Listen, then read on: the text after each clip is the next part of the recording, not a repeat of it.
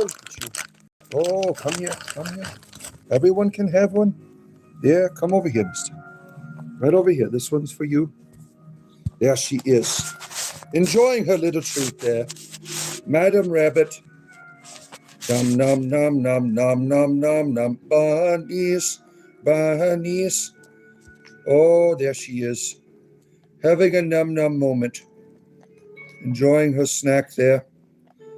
What do you have to say to all these wonderful people who love you, madam? Madam Rabbit, look at all these people who have come here to have a wonderful conversation with you. The magic of the bunnies. Is that what we're going to talk about? The magic, the old magic of the bunnies. Oh, she's adorable. You are my sweetheart, aren't you? Look at you. You're having a good time eating your snack? And what about Mr. Bunny over here? Mr. Bunny? What are you doing? You are my favorite bunny. Oh, Mr. Bunny. Look at how adorable you are. Look at that. Everyone loves you, Mr. Rabbit. You have all of these fans here that adore you both. All right. I got to get started. I got a lot of stuff to talk about today. I'm going to be talking about magic. Magic is in the air. Natalie has inspired magic in all of us this week. Lots of synchronicities for me. And so we're going to talk about that today. Let me get my green screen up here. Where's my green screen here? Green screen, where are you? Oh, I like this one. Let's see if this one works. Oh, that's adorable, isn't it? Is that too childish, you think? What do you think? Is that too childish for you? I like the color. I like the color there. I mean, these are like tarot cards for kids, right? We'll see how it is. If it's too childish, no more treats. No more treats. No more treats. You can't have any more treats. They're attacking me now. Let me turn my music down. It is up too loud. All right, go back to your dwelling place, my rabbits. No more treats. I'm sorry. There's no more treats for you. All right? No more treats. All right, let me get this. I really like the color. All right, let's see here. There I am. Oh, my. Now, the contrast, though, I don't like it. No, this isn't going to do it for me, friends. The color scheme isn't right here. There's another bunny right there. What do you think about that bunny? Oh, he's adorable, isn't he? Look at that. He's gripping a hold of that little pentangle there. We got all kinds of pentangles here, my friends. All kinds of pentangles here. We're trying to find the right one. I like my red pentangle, but there's a couple other ones that I have here. Like that one's got a nice earthy theme. This one is my favorite right here. It's got the perfect yellow. See, some of these, they're not in HD. See, this one, I love this one. And I also like the nighttime theme here.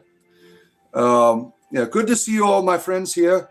We're going to be talking about magic. I'm going to be sharing, I practice magic. I read runes. To me, that is my magic. Now, there's other forms of magic that I'm certainly interested in. And we have a great teacher here in the audience, Natalie. I hope she teaches us more about magic. I know the philosophy, certainly. I know religious philosophy. But in terms of practice of magical art, it's something I've always wanted to get involved in. But I really don't know where to start. And Natalie says, start in your garden, right, Natalie? Good to have you here, Zeg. And James and Philip and Ara and Okie Dokie and Tell Me Next Time, all these wonderful people here. Glad to have you here for your entertainment leisure in the morning. Yeah, your grace has shown up upon us. Yes, I am here. You saw the D&D table? Oh, you saw it on the ground here? I got all kinds of stuff scattered around my kid's room. That's your plan? Oh, I'm looking forward to it, Natalie. Yeah. I'm going to begin my magic I'm like, what type? Because I'm also learning about the Ovite tradition in my order of druids. And one of the things I'm like, what is a magical plant? Because plants have what is called potency, right? What is a magical plant that I could begin to work with? And mint I plan on getting some mint and growing it in my window as a magical herb. So that's how I'm going to start. You know, in terms of magic, if you think about it, I have a Substack, of course, I wanted to share with you. Steve, good to see you. And I want to tell you the story of maybe I'll start with the story of the runes. I will give you a good story. How many people do we have?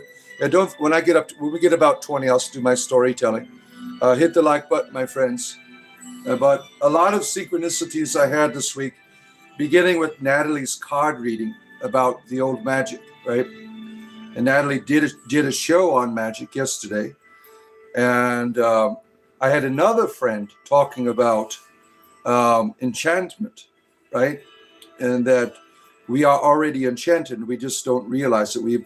There's some type of spell that's been cast upon the world where you don't see, right? Min is perfect, very versatile, easy to grow, lots of magical spirit. Carl Kroom, good to see you. In the name of the Father, Son, and Holy Spirit, I rebuke this poor manipulative man being a slave of Lucifer, the morning star. Well, that's always appropriate to interest people in your religion by being a dick with it, right? I've made no allegiances to any Lucifers that you're talking about here. You are a very judgmental person, and that's sad for you, right? You certainly don't follow the way of the Christ, who is able to see into the heart, right? Because I'm certainly not again. Under the sea. Yeah, what a wonderful song there, Steve. Don't plant it in your unless you want only mint. It will take over. I'm going to keep it in my window. I don't have time to maintain a garden, but that's certainly something in the future, obviously. I would love to do that. I just don't have the time. You are into the Satan? Jeff, I have no, I'm not interested in your racist bullshit. You're going to get kicked out for that shit. What am I up to? Thaler, I'm about to start talking about me some magic here. When we get I got a Substack. I also have a story to share about Odin and the runes. Yeah, I'm not a Nordic pagan, but I find the story of the runes very enlightening, right? I use runes and I trust them. I mean, it's a real magic to me because it makes sense to me. It works when I read runes. So I've never gone beyond the philosophy of that there's more magic out there. I've been like stuck, and Natalie and other people have said the universe is speaking to me, saying there's more out there if you want it, right? And so I'm interested in learning more about it because I know that runes work for me, but there's other form of magic out there as well. You're following a white magic is manipulated by Lucifer. You don't know what the hell you're talking about. You cannot prove any of the things you're saying. You're making all of this shit up because you're afraid of everything. You just joined the debate, say he's growing blue stuff. You love magic, Thela? Yeah. Magic is groovy, Lenny, certainly, yeah. And Lewis here, our morning astrologer. You pity the fondue that don't do thumbs up on this video. Yeah. How am I racist for telling you, force my religion? I wasn't talking to you. See, your ego is so big that you think I'm talking to you. There's other people I'm having a conversation with, right? How does it feel to have the whole world surrounded by you, right? ELP is here, good friend. Good to have you here. And Red is here as well. All these wonderful people. Don't forget, like button, top of your screen. As you hit it, come in. We have our super chat goal up for the day. 10 super chats, and I will be here an extra hour. I don't plan on streaming tonight unless something happens. Tomorrow, is my wizard day. I'll be getting whimsical with you all Fridays because we do D&D that day as well. So every Friday will be wizard day, right? And maybe Tuesday nights. There's a lot of people have fun with the wizard, right? Seeing devils. There's devils everywhere. There's devils in my pants. There's devils just like ants at my feet, nipping away. How am I today? Good, Red. Thank you for asking. Baba Ganesh, how many DM books have you collected over the years, and what percentage? Well, you have to understand, I was a Christian, so I did not do that. That was taboo. So there's been times where I've gotten books and I've thrown them away, right? Like I gave my brother a lot of my books because he was not a Christian. I mean, most I would say maybe $500. I don't know.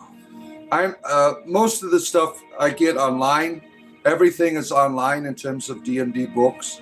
I mean, I got at home now. I have like, I'm just reaching over here, right? Reaching over to the side here. I got my essentials kit, and I got this is cram filled with dice and all kinds of. I got a melee mat over here. That's really good. See, these are. You can get this on Amazon. It's called a melee mat. Like you can't see it. Shit. See if you can see it right there. A melee mats. It is a board we use a dry eraser on. It folds out and you can play your game on it. So I got all kinds, but I don't play tabletop anymore. That was for my kids, really. Everything I do tabletop is digital now. And I've been doing digital since about 2015 with Roll20. You get your books used on Amazon. Yeah, that's probably the best, right? But everything's for free. Now, Baba Ganesh, there's a very useful thing called 5e Tools. It has most of 5th edition on there that you can access, right? It's all public access information. 5e Tools. It's got like all modules for 5th edition, right? It's the biggest kept secret. If you want to plan out games, it has all of, anything you could think of in 5th edition, right? Now there was a repository of 2nd edition stuff online. I don't know where it is anymore. There's all these copyright problems. And Wizards of the Coast, Hasbro really, is trying to get rid of all of the old stuff.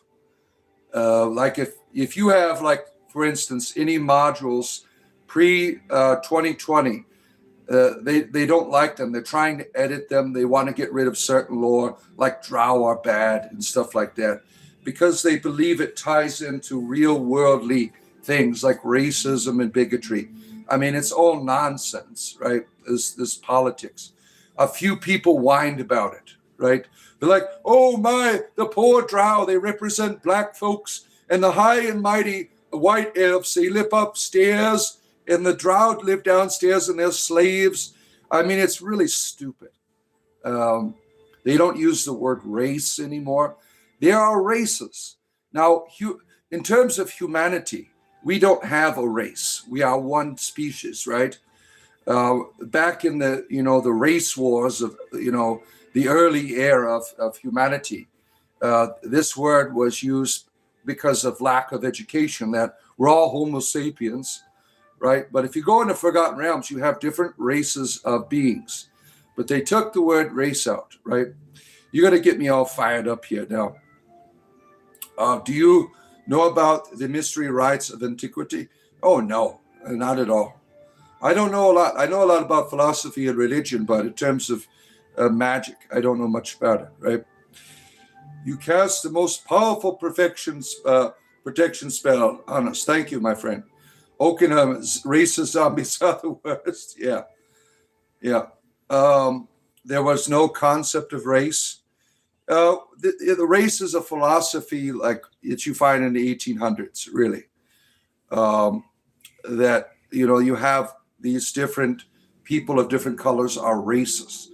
That's why, like forever, like in the 80s, it would say, like on your census, what race are you? Right? I mean, now we don't do that anymore. But when it comes to video games, when it comes to lore, it's really ridiculous that people drag their real world problems into a fantasy setting. Like the Lord of the Rings, they have the one black elf, right? It's really ridiculous. yeah, there's a new Warlock game coming out, right, for Dungeons and Dragons next year. I saw the footage of it. Well done. You get to play this lady Warlock, who is whose patron is Tasha's. I think it's Tasha's. Tasha's Cauldron. That's her patron, if I'm right. Your race is nerd and dork. Yeah. All right.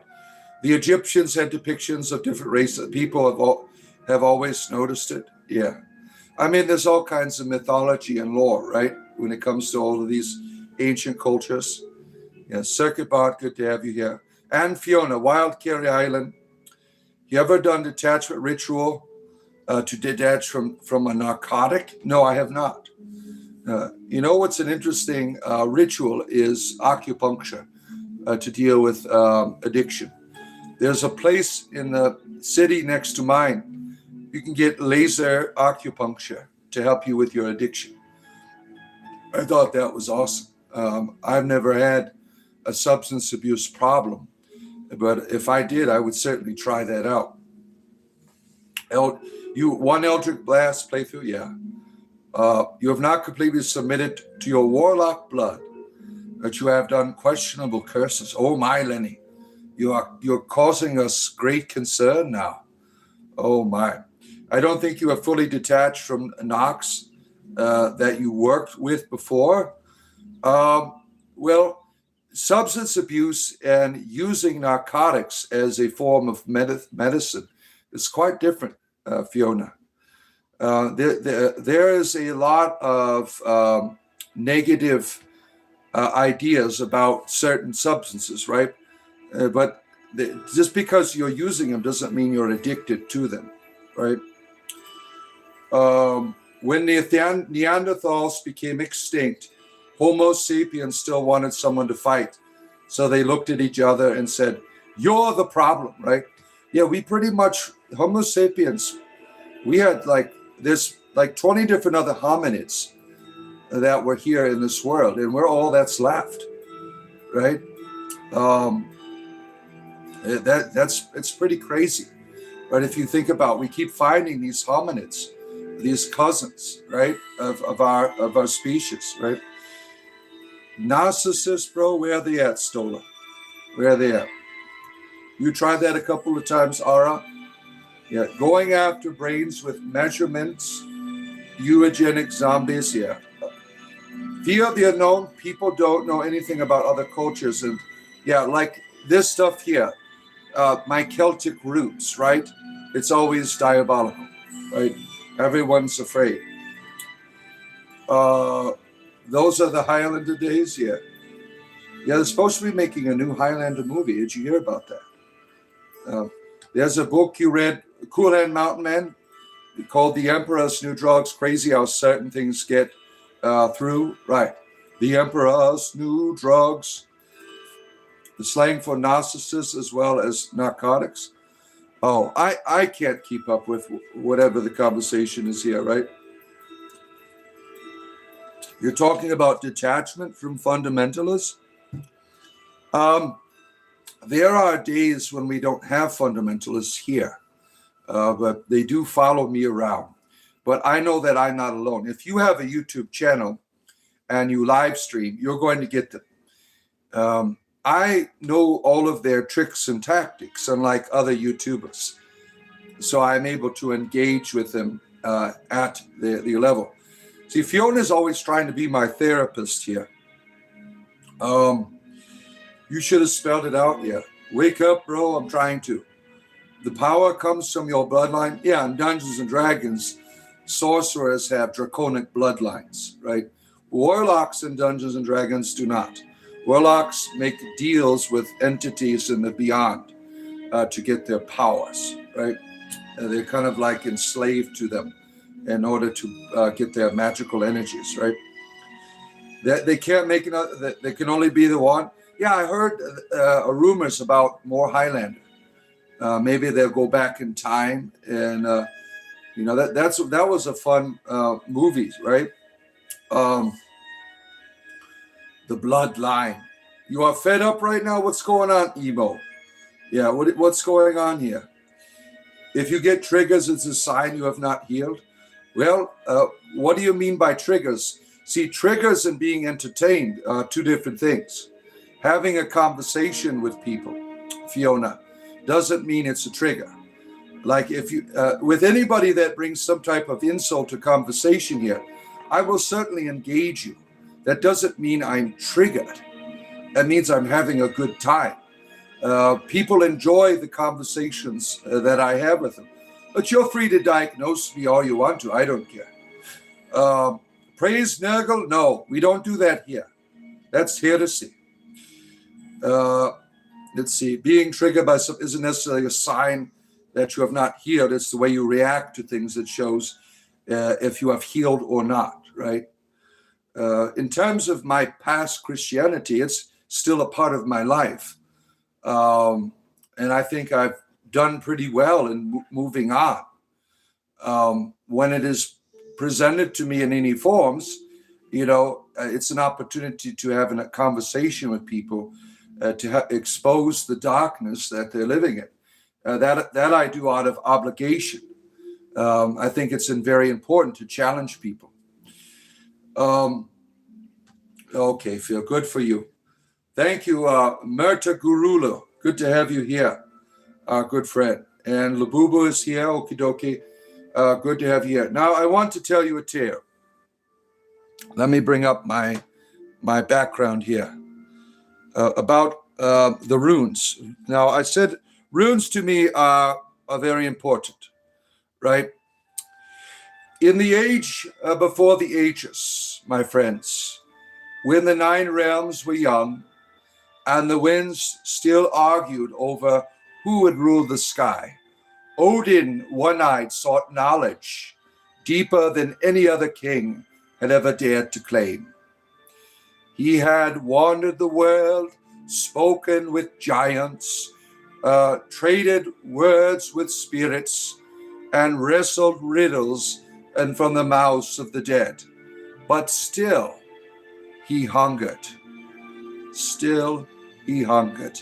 For Odin desired the runes, the hidden letters of creation, the symbols that bind fate, the marks that whisper to the roots of Yggdrasil itself. But the runes did not give themselves freely. So Odin climbed the world tree, higher than the storms, higher than the stars, and there upon a branch that have never known mercy, he stabbed himself with his own spear and hung for 9 days and 9 nights. No food, no drink, no comfort, only the wind, the pain, and the silence of the cosmos. And the tree watched him, and the Norns watched him, and the ruins waited. Thank you for your upgrade, Circuit Bot. I appreciate that.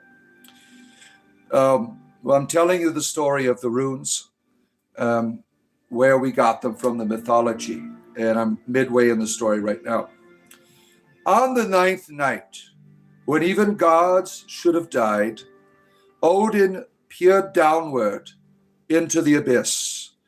Beneath the roots, a darkness older than shadow. And in the void, something stirred. The runes rose, sparked from the dying fire, shapes of power, truth, and terrible possibility. They swirled around him, cunning through flesh, bone, and soul, and Odin understood. He saw how words could carve destiny. He saw how symbols commanded storms. He saw how knowledge demands sacrifice. And with a roar that shook the branches of the world, Odin seized the runes, not with hands, but with his will. He fell from the tree, alive again, and changed forever. From that day, Odin became Rune Father, keeper of secrets, breaker of fate, and teacher of magic. He gave the runes to the gods, to heroes, to poets, to wanderers bold enough to carve their own path. But he left a warning carved into the bark of Yggdrasil. Power is purchased. Wisdom is won. Nothing is given freely. And so the runes live on in stone, in steel, and song, and in every soul brave enough to seek the truth no matter the cost. And I wanted to share that theme before I start talking about magic. There is a price to pay, right? There is a change that is required in order for you to perceive, to see, right? There is always a cost in terms of your spiritual development. There is a sacrifice that must be paid. Now, I'm not talking about sacrificing to deities and stuff like that. I'm talking about a change that will cost you, right? When I gave up my career, right? I gave up everything to pursue a path in life. There was a great cost. In order to be able to go to this path that I'm on now, I had to give up everything, right? And in terms of magic, right, there's always a cost. And the main cost is sometimes your social experience, because this is an unacceptable reality in the world today. Magic is a contradiction. Magic is something of fairy tales. But if you look deep in your heart, you really want to live in a magical world. That is your desire. That's why you like watching fantasy. That's why you like watching science fiction. You are drawn to this reality. You just don't know how to get there. You don't know how to manifest it. You don't know where. You've been taught you can only go so far. You can have it as a fantasy, but you can't have it as a reality, right? See, sacrificed his eye in the well for wisdom, yeah. Crucified to that wonderful tree, right? To get all of that knowledge of the runes. You watched every episode of the Power Ranger? Oh, my. You want to sleep in the arms of the dragon forever? Certainly. Good to see you, Vixen, the Seven of Opponent. Good to have you here. All of our wonderful friends. You love the song Magic by Coldplay? Yeah, that was a real good song. Another good song about magic is from The Police, right? That is magic, magic, magic. Oh. All right, now I'll get into my Substack stuff. I just wanted to talk about, the runes are important to me. That's the only magic that I've practiced as I began to explore more of the world of magic. The philosophy I got, but the practicality, that is still something that I'm getting into, right? I remember being young and feeling the world was alive with meaning. You remember that? You remember that? It was real easy for you to believe in Santa Claus, right? It was real easy for you to believe in the fairy folk, right? You loved hearing stories about them. Your heart was on fire. You remember those days? I remember searching for magic everywhere, and stories of otherworldly beings certainly captured my imagination and made that world feel present in a way I could not explain. Now, my parents were not religious, yet it was natural for me to sense something more. And as I grew older, the sense kind of was obscured, faded in a way. And I've always wanted to see, right? But I didn't know how, right? My teen years were full of conflict, right? And confusion when it comes to the magical. I've shared many stories about that in the past. And when I became a Christian at the age of 20, I was told that the magic is not in this world, that God isn't here. That message made the world feel divided between what was sacred and what was ordinary. And it seemed that from that moment, we enter life, right? We are taught not to see the magic. It's edited out of our experience, right?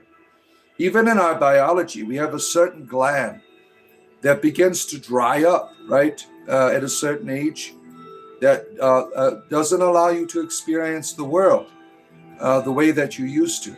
I don't remember the name of the gland. I'm sure someone in the chat knows what it is, right? Now, we are told that it's foolish to believe there is more here. We learn to bury the desire to see the kingdom of God, if you want to call it that.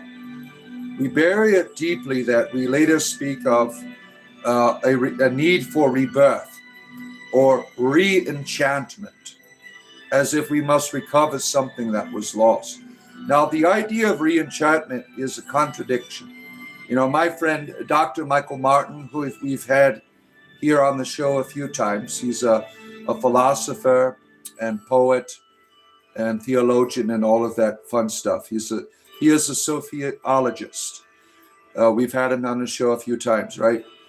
And recently he spoke about, you know, that by saying we don't really need a re-enchantment because we already are enchanted. It's as if a spell has been placed over us and we've accepted this spell as reality, right? The work is not to create magic, but to notice what is already present. Right? You don't have to create it. It's here. It's how do you tap into it? How do you perceive it? When we start looking within, we find entire worlds that are within us, right? The bards of old guided people into that inner landscape. They inspired others to see what is sacred. Today, we rarely ask who is guiding us, right? We rarely ask who is leading us to a place within where meaning lives, right? The truth is that the old magic is not gone anywhere, my friends. It is in you and it's around you. It waits for the moment you decide. And our good friend Natalie, I really appreciate your message about this. The right time and the right place, the teacher comes, right? And our good friend Natalie is teaching us about magic on her channel. A very practical experience, right? Good to see you, Hal. Good to have you here. Do I believe in karma? Well, yeah, karma in certainly, but not in the sense that it controls your destiny. Yeah. The archons put a veil over. Yeah. That the archons is one interpretation of why we can't see, right? There are forces that don't want you to see. And it takes great courage to you know, a lot of people that practice magic, how do you perceive them, right? That they are foolish, strange, bizarre, right? Uneducated, so on and so forth, right? I mean, all of these stereotypes for people who are just wanting to see more in this world. And they have a certain form of creativity. Rose and Rook, come hang out in the sanctuary and learn about magic. Natalie is going to be guiding us on her channel with her videos. And she has wonderful oracle readings on there as well, right? So I'm very grateful for Natalie and Dr. Michael Martin and other experiences in my life, like joining the Ovite Druid Circle, learning about the magic of this world. One of the things, if you are in the order of Bards, Ovites, and Druids, I'm pretty sure I can share this, that they encourage you when you are an Ovite to have a grimoire. And now, the problem with me having a grimoire is this: I cannot write. I'm a terrible writer. It looks like chicken scratches. So I'm kind of disadvantaged with that in terms of having a grimoire. But a grimoire is your manifestation, your art, your beauty. That is a living reality, right? Your spell work, whatever you're doing, your poetry. I mean, all of this is your magic and creativity that certainly will forever have a place in this world, will ever have a face, right? The magic is everywhere, my friend, yes. Yeah, yes, it makes thought of magic ridiculous. It's the sneakiest trick. Yeah, they don't want you to know about it. Most of your grimoire is art and sacred geometry. Yeah. Well, I'm looking forward to learning from Natalie. I have all of this philosophy, right, and head knowledge of religion and things, but going the practical route is going to be quite new for me.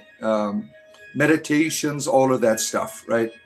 But the actual getting into the soil and making the magic, right, and magic stones and all of that stuff. Like I said, runes has always come natural to me.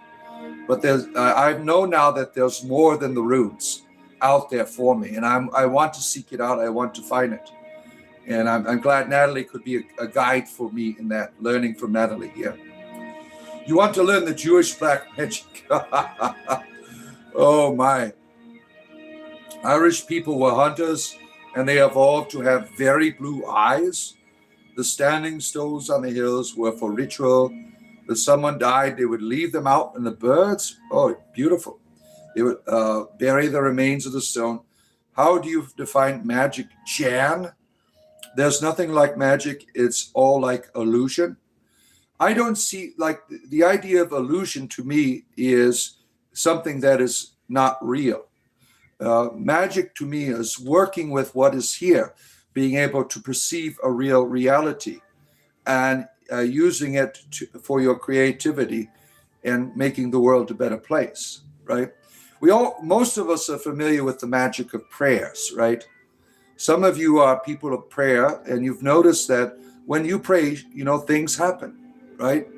That is a form of manifestation, positivity, right?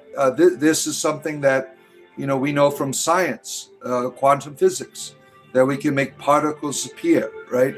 So there's a real science behind the art of positive thinking, of hope, of manifestation, right? You don't have a grimoire, you've never bound book that tells your life and life around me, reframed in pagan mythology from the 1300s. Fun journaling for you, right? Money is an illusion. Wealth can be an illusion, not money. Money is a substance, right? What you do with money can be an illusion, right? Tolkien, a devout Catholic, believed in magic was real, right? Yeah. Catholics believe in magic. They have different words for it, right? That is really cool, Circuit Bar. Lewis is an astrologer and uses numerology for magic, right? Audio books have got you lately. Patty Craig, you've been learning a lot from your audio books about life. Don't forget, friends, there's a like button at the top of your screen. Like and subscribe. I do this every day. Think about joining us. Like we play games. We played Space Marines last night. We love Warhammer here. My Warhammer lore videos are doing really well. I'm learning about Warhammer lore. So those are doing really well. Think about joining us. We talk about magic, right? We have people who read your oracle or tarot or runes or other things on there. And we have lots of people who just enjoy hanging out. They like the comedy, like our atheist friends, right? They enjoy people of good nature on there. And we do have a super chat goal there. You could give $1 if you wanted to. And I will be here an extra hour if we get 10 super chats, right? I will be here an extra hour with you today. So think about giving a super chat. No, I don't like Aleister Crowley. He always comes up in magic. But what he did was inappropriate, right? His magic was not for the benefit of the world. It was for his own benefit. And it was very unhealthy and very inappropriate, the means and rituals that he involved himself in, and animals, right? Very dark man, right? Catholic theurgy, they won't use that word. Theurgy is something that is natural to all of us, right? We have the power to ritualistically transform our environment. And you see that in liturgy, in the Catholic liturgy and Orthodox liturgies, Christian liturgies, right? That's why the Orthodox Church is so beautiful, because it's supposed to be heaven on earth as one thing, right? The symbolism the icons, the Eucharist is all what happens when heaven and earth become one. You have one reality, right? And it exists in symbol because our perception is not there yet. So the symbol helps us to get a taste of what's here, right? So that is the idea. See, I used to lead liturgy. I studied liturgy for years.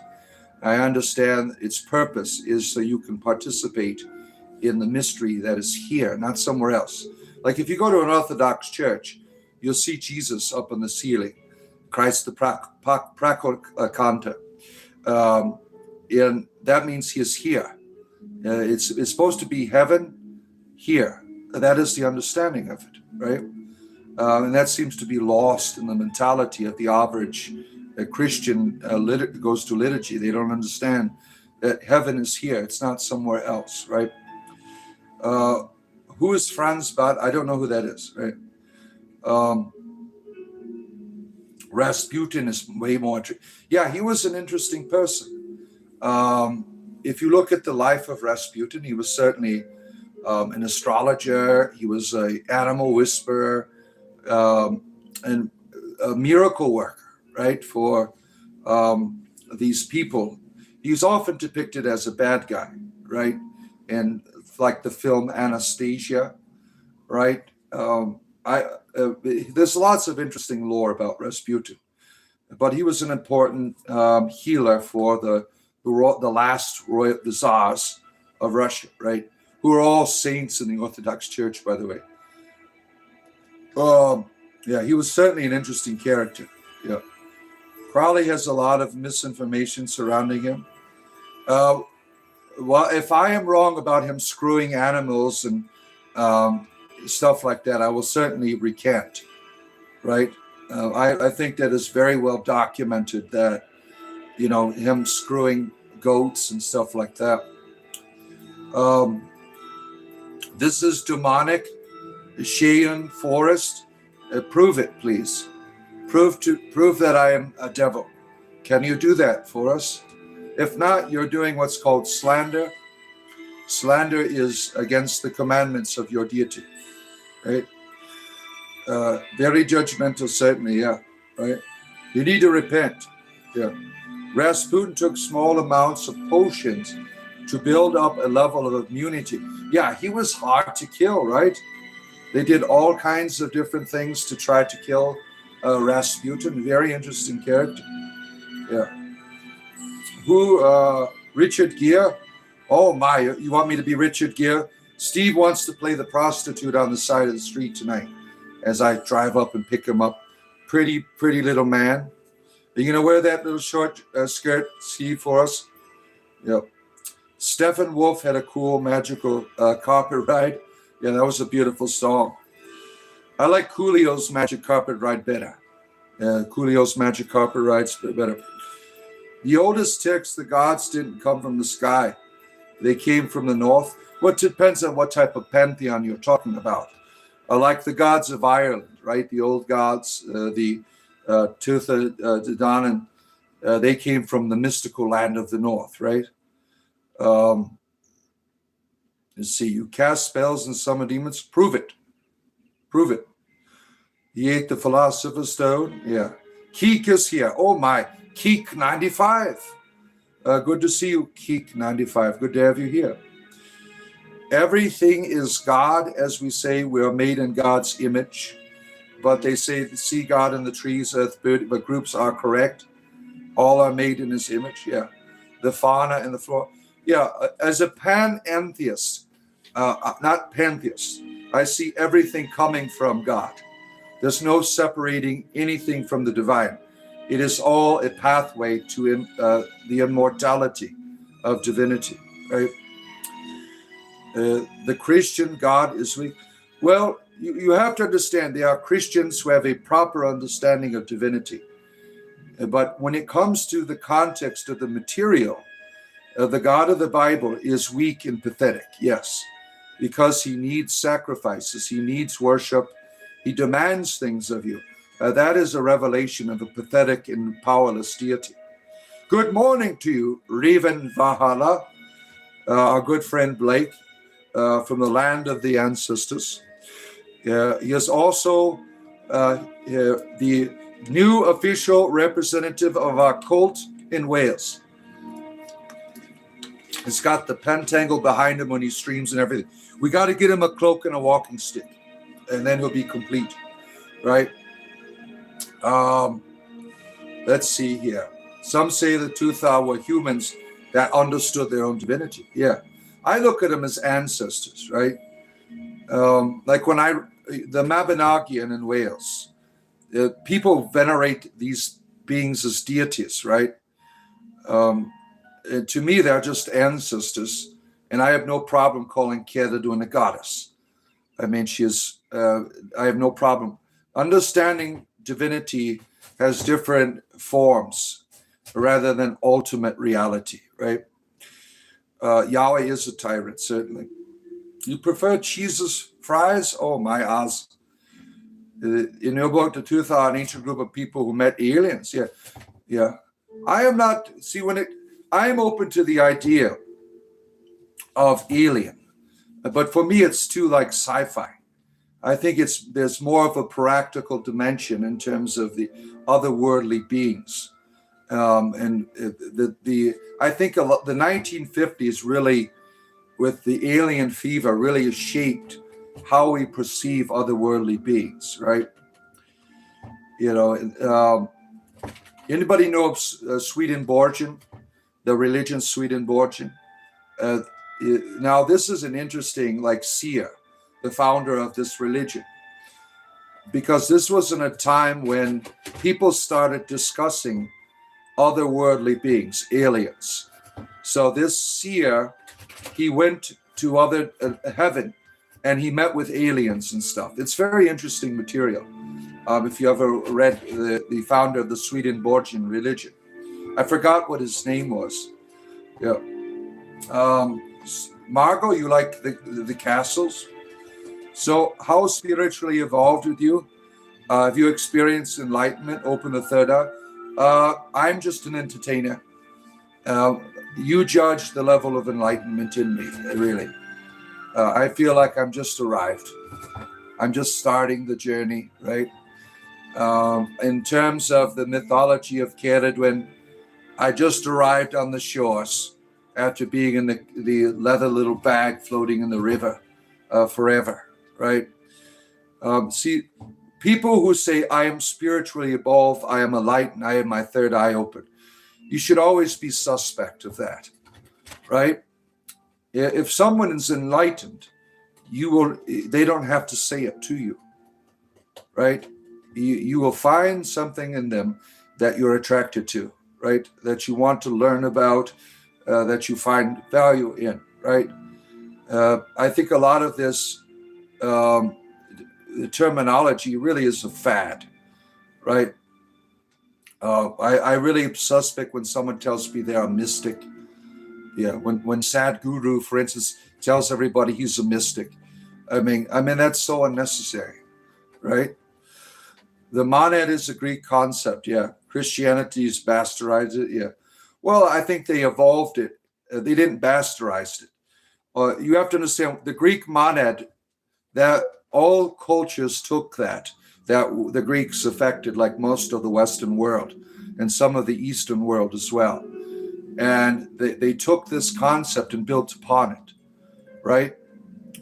Just like when Christ came around, you had all types of groups that took his teaching, which I think was loving other people unconditionally, and they built on it in terms of their own theology and presentation, right? Special wizard forces today. Yeah, Jesus is your favorite superhero. That reminds me of that song "Superhero" from what is that? The Nirvana drummer. What was his name? Foo Fighters. The hero song. Yeah. Sheik is here. Good to see you, Sheik. Yeah, I really don't qualify as well. You like when someone brags about being free of the ego? Yeah. Or they, it's really ridiculous. I am a thoroughly flawed human being. I've never said anything else. I've never said more than, I never claim to be your teacher. I'm an entertainer. That is it. So I don't claim to be enlightened. I like learning. I've certainly had spiritual experiences that, changed the direction of my life that I have no problem talking about. But I am thoroughly flawed. I need a lot of work still. I don't look at myself as a master or of anything really, except entertainment. Yeah. The mind can be interpreted by the human intellect. Yeah. Let's see. You love your flaws. Yeah. Your apology is said, forgive you. There's nothing to forgive. I don't even remember what you said. Yeah. What's my goal in this life? Well, the goal in life changes, right? Like, let's say when I was 18 years old, my goal in life was getting laid. When I got married, my goal in life was, having stability for my family. That's still the goal. I mean, I've had a family now for going on 27 years. And that's still my goal in life, is to be able to pay for food, right? And learning to love people is another goal. I'm learning how to do that now. I'm learning. You might say, well, why didn't you do that before? I didn't know how to do it. I didn't know that. See, I had to leave Christianity in order to get it. I was a Christian for 30 years. And they're all about love, right? But they're not really about love, because the love in Christianity is God will love you if you do this. You believe and follow his rules. And that's a performative version of love. And that's how I loved people, right? I loved you because of what you were doing for me. And now I'm learning to try to love people just to do it, rather than to get, like one of my first friends, I've had friends, but you're friends with me because you like to play Dungeons and Dragons, right? Or something like that. One of my first friends, I said, I'm going to be your friend no matter what. You don't have to return the friendship to me. I'm going to be here. You're going to be a part of my life, in my thoughts and meditations. You don't have to do anything, right? That was one of my first acts of, to me, real friendship. Real friendship, I think, is rooted in being God to people. God loves all people. That you don't have to do anything to get earn it or deserve it. It is there. You don't have to perform for it. You don't have to believe in the God. You don't have to follow rules. The God's nature is to love you unconditionally, right? As an atheist who writes love stories, involves ancient gods, Celtic setting, I may not agree with your faith, but I'll share a drink with you. Yeah. I have all kinds of friends here who are atheists, and I never impose my theism on anyone. It's a personal experience for me. And I try to share that with my behavior, right? So, communication with me is really all of what I am in terms of my theism, right? So it's not like, I don't think my atheist friends are opposed to divinity if it is demonstrable to them, right? They're atheists when it comes to, like, the Abrahamic religions, for instance. I mean, that is illogical to oppose such a terrible and evil being, right? But if I'm pretty sure if the idea of an unconditional loving God, if it is demonstrable to you, it is not something that you would walk away from, right? You would want it. That's the kind of God that I think people are really looking for, right? And I think a lot of modern atheism is born out of a rejection of a God who's not like that. This God of Christianity and philosophy, this all-knowing, all-powerful, all-seeing asshole, right? Where are we at? Real friendship is rare, yeah. Obedience, yeah. Keek obedience is a terrible. It's like they have all of these things they make excuses for. They're like, well, if you're a father, don't you have rules? I have rules for my children to benefit them, not so I can have a relationship with them. Right? The God of the Bible says you have to follow its rules in order to have a relationship with it. That's not real fatherhood, right? Like the idea of adoption in the Bible. The God adopts the people, the God adopts you. That's not real fatherly adoption. When you adopt someone, they don't have to follow any rules. You just are their father and you love them. You give them rules to help them and benefit them, not for you, right? They have all of these erroneous reasons why they want a God who's a dick, basically, right? Oh, why are we at? Just stay in the light. Yeah. Jesus is dangerous. He leads people to whole Abrahamic, Israeli political way of thinking. Yeah, but he doesn't have to. We know, like if you look at all, they're not really Gnostic texts. They're called Gnostics because that's what the Christians called them, like the Nag Hammadi library. These are alternative Christian groups and their points of view about the Christ that I think are healthy. Like when you read in the Gospel of Thomas, Jesus basically says, we're all God here. We've just pretty much lost our way of perception of it. And he taught people how to embrace that they are God. They are children of God as well. What do you think about performative families all going to mass, dress up, and nobody even listens? Oh, that's most Catholics that I've met in my life. Yeah.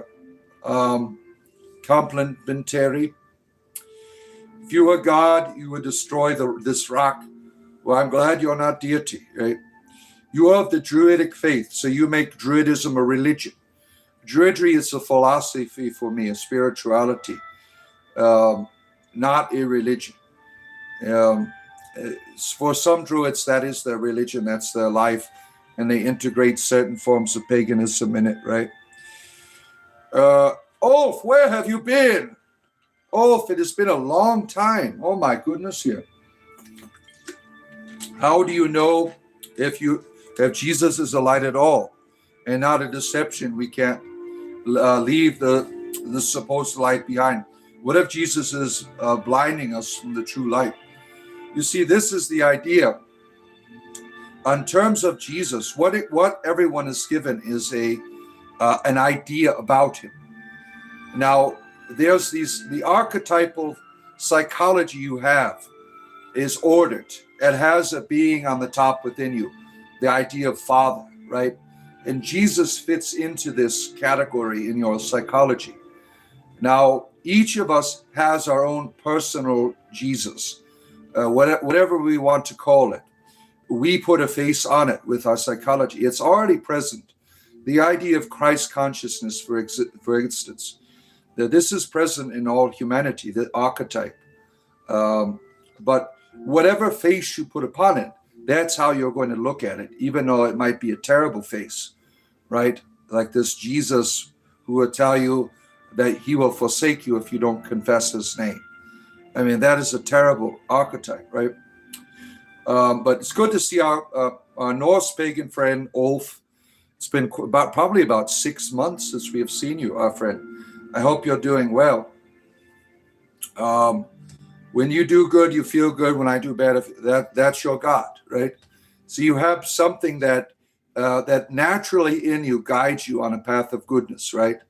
That you refer to as your deity. What time zone is this? You're an Australian.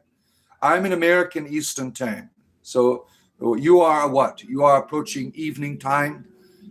It is morning time for me, our Australian friend Keek. Yeah. 2,000 years. Reach around the cabin. Good to see you. Yeah, Eastern Standard Time, emo, shin, school. I am not a pagan. No, I am more of an agnostic. I have, my archetype is very Christian, though. Because that's how I was developed and that's how I grew up. So when I look at like a father God, I see a really warm, Christ-like figure that is very loving, that is encouraging me. That's my inner psychology, right? Catholics and Melis Maleficarum to attack the evil deeds, yeah. Yeah. You can only be born into the faith, not married into it. Yeah. Let's see. Yeah, I'm sorry, Lenny, you don't like the world. That's too bad for you. Do I need to sacrifice something to be a part of this? Yeah, the like button, Mike. Go up there and sacrifice the like button. Subscribe, join our community for a price of coffee. You can join our Discord server. And we have a super chat goal that's kind of naked right now. 10 super chats, and I will do another hour. Got 1 hour left with me. But if we hit our super chat goal, I'll do an extra hour of streaming today for your entertainment leisure. Don't mistake your enemies. You will be judged. What does that mean? John the Gamer, yes, it is me. It is I, your bard, your spiritual entertainer. Nothing more, nothing less. Here for your entertainment leisure. Whatever your faith is, I respect it. It's really comedy and spirituality is my faith in life. Really nothing more than that. The world disgusts you. I'm sorry. You've had a terrible life. Well, you don't have to continue that way. Give a super chat for the Emperor. Get out the piggy bank. 10 super chats. I mean, minimum 10 super chats. What? That's like $10, I think. If you gave it $1, $1, $1, that is the minimum I was told. I thought you could give 5 cents. But 10 super chats, and I will go an extra hour with you today. If you generalize the entire world, then yeah, tell them, Snake. Tell them. There's this imperial, the symbol of the Imperium there from our good friend Zerg. No, I'm not a Satanist. I'm an entertainer. Yeah. Papa Nurgle, no, we don't do Nurgle here. That's heresy. That is heresy. Lenny, you seem to want to dwell in this negative mindset. I'm just not going to engage in conversation with you. I don't know why you want to keep going with it. I'm not going to convince you. You're not interested in having a conversation, obviously. Yeah. Heresy is fun. There it is. Lots of wisdom bombs today, Bard. Hail. Yeah, thank you, Natalie. I appreciate it. Natalie has started our super chat goal out. 9 more super chats, and I will be here another hour. Appreciate you, Natalie. Yeah. Natalie really started the wisdom for all of us today with her wonderful channel, Rose and Rook. If you are a community member, I will always support you and promote you. Like Zerg here, he's got a fun channel, and others here. I want you all to be successful, right? Your success is my success. So I appreciate supporting people like Natalie here and learning from Natalie in the future about magic. Keek, thank you, Keek. Oh, my Keek. I appreciate you. The super chat goal is going up, my friends. I really appreciate you, our good friend from Australia, the Keek. Glad to have you here. Olf, are you still on our Discord channel? What is this shit here? Out, juice box alert. What the hell is that shit right there? Is the seal of Sutherland behind you a representation of your faith? Well, this is just a pentacle. This is the Ace of Pentacles tarot card. And it represents my ancestors, right? Now, I've never done any like conjuration or magical work with pentacles. I wouldn't even know how to do it, right? But the symbolism, the psychology is very important. You could that I really appreciate that, Circuit Bard.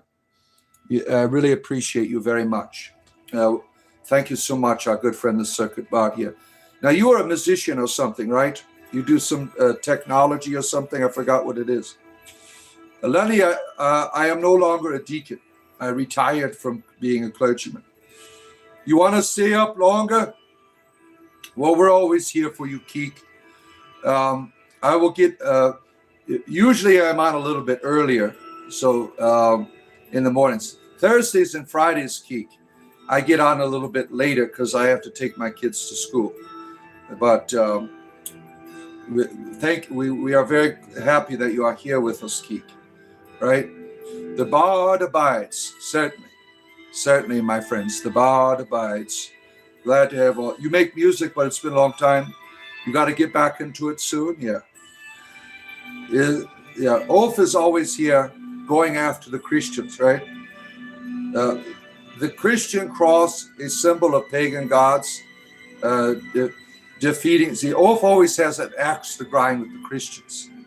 The symbol of the cross, all it really is an important symbol for the whole human race. What it means is what doesn't kill you makes you stronger.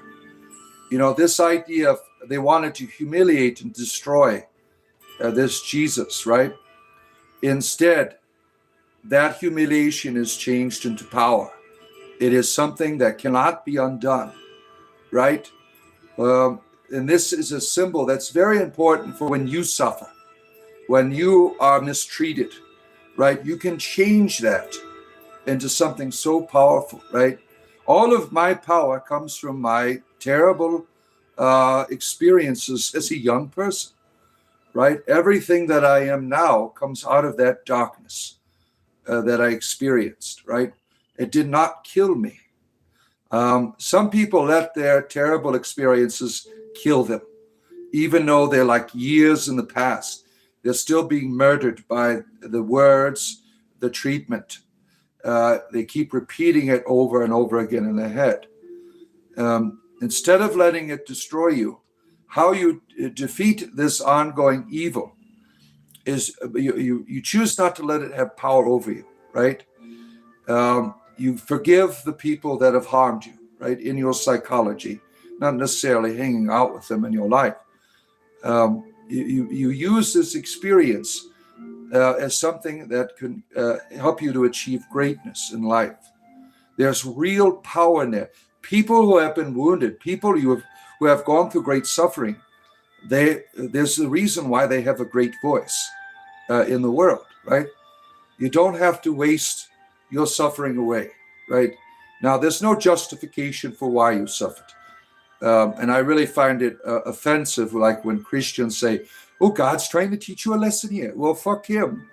It's like, that's a terrible thing to tell someone, right?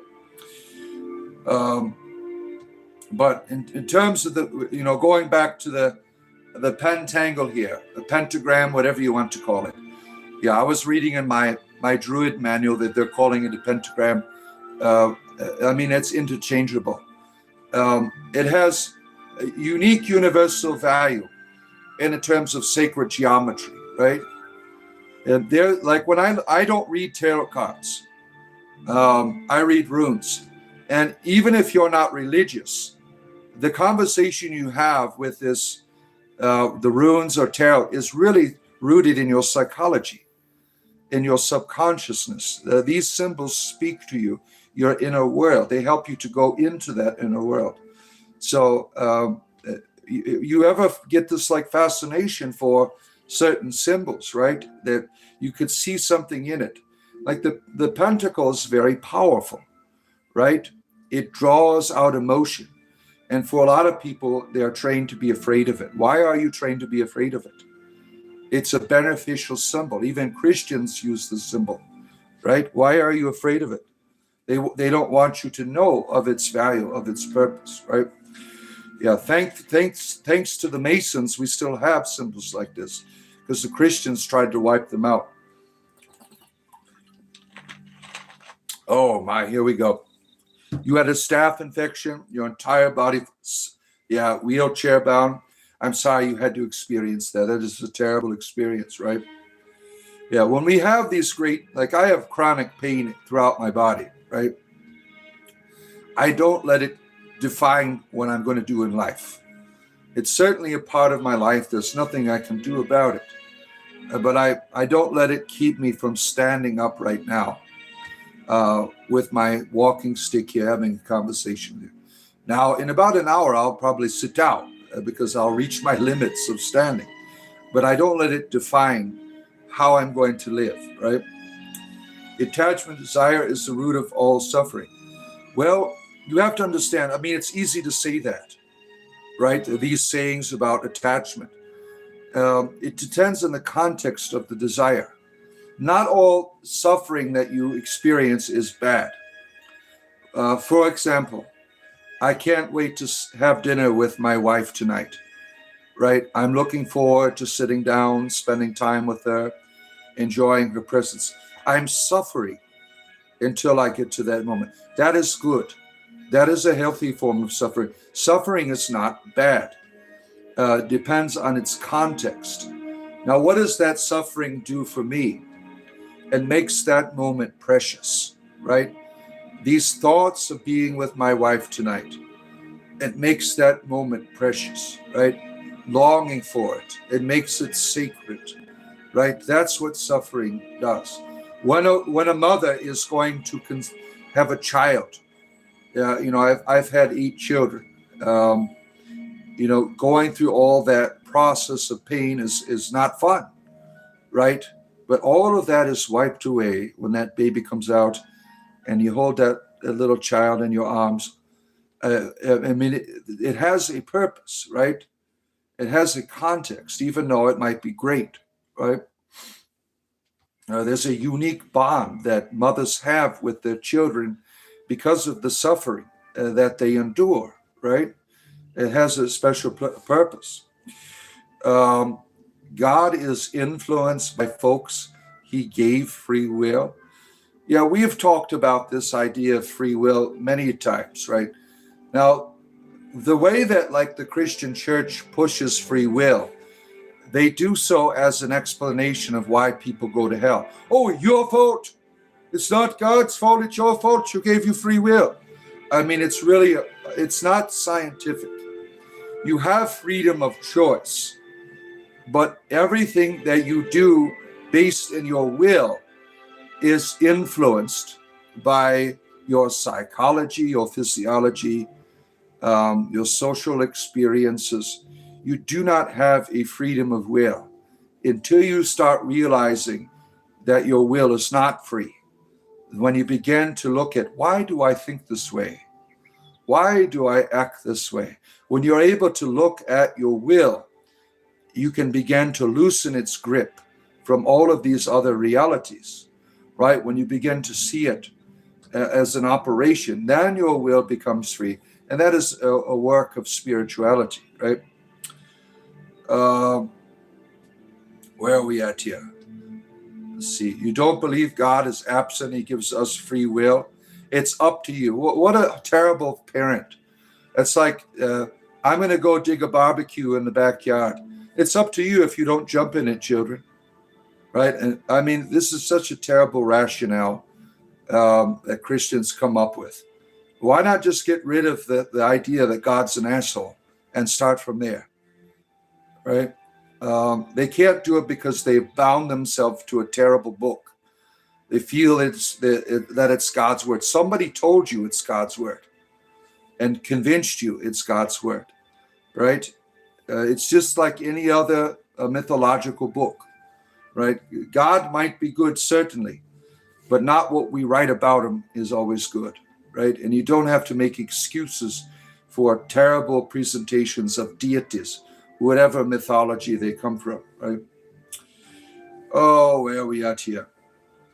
I love you, Emo, especially because you fought against me ever. Oh, so you have a relationship with someone here in the chat. You're being emo. We love our emo folks here. Your free will is not free. That's right, Fiona. Your choices are free, but your will, in order for it to be free, it has to be removed from influence. As long as my will is being influenced, I am not making an authentic free choice. I'm making a choice based on all of these other factors that don't allow me to see. For only $5, you can buy what? Yeah. What does that mean? I don't understand. You can't understand? All right. Let me give you an example. I have 2 sons with autism. One of my sons is prone to violence. So when a circumstance happens, he has no freedom to think rationally about the event. He goes right to the anger. His will is not free, right? It is bound to his physiology. He cannot help his choices, right? We're all like this on many levels.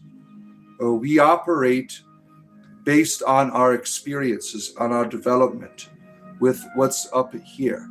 So you do not have a free will until you recognize that your will has been built on all of these factors.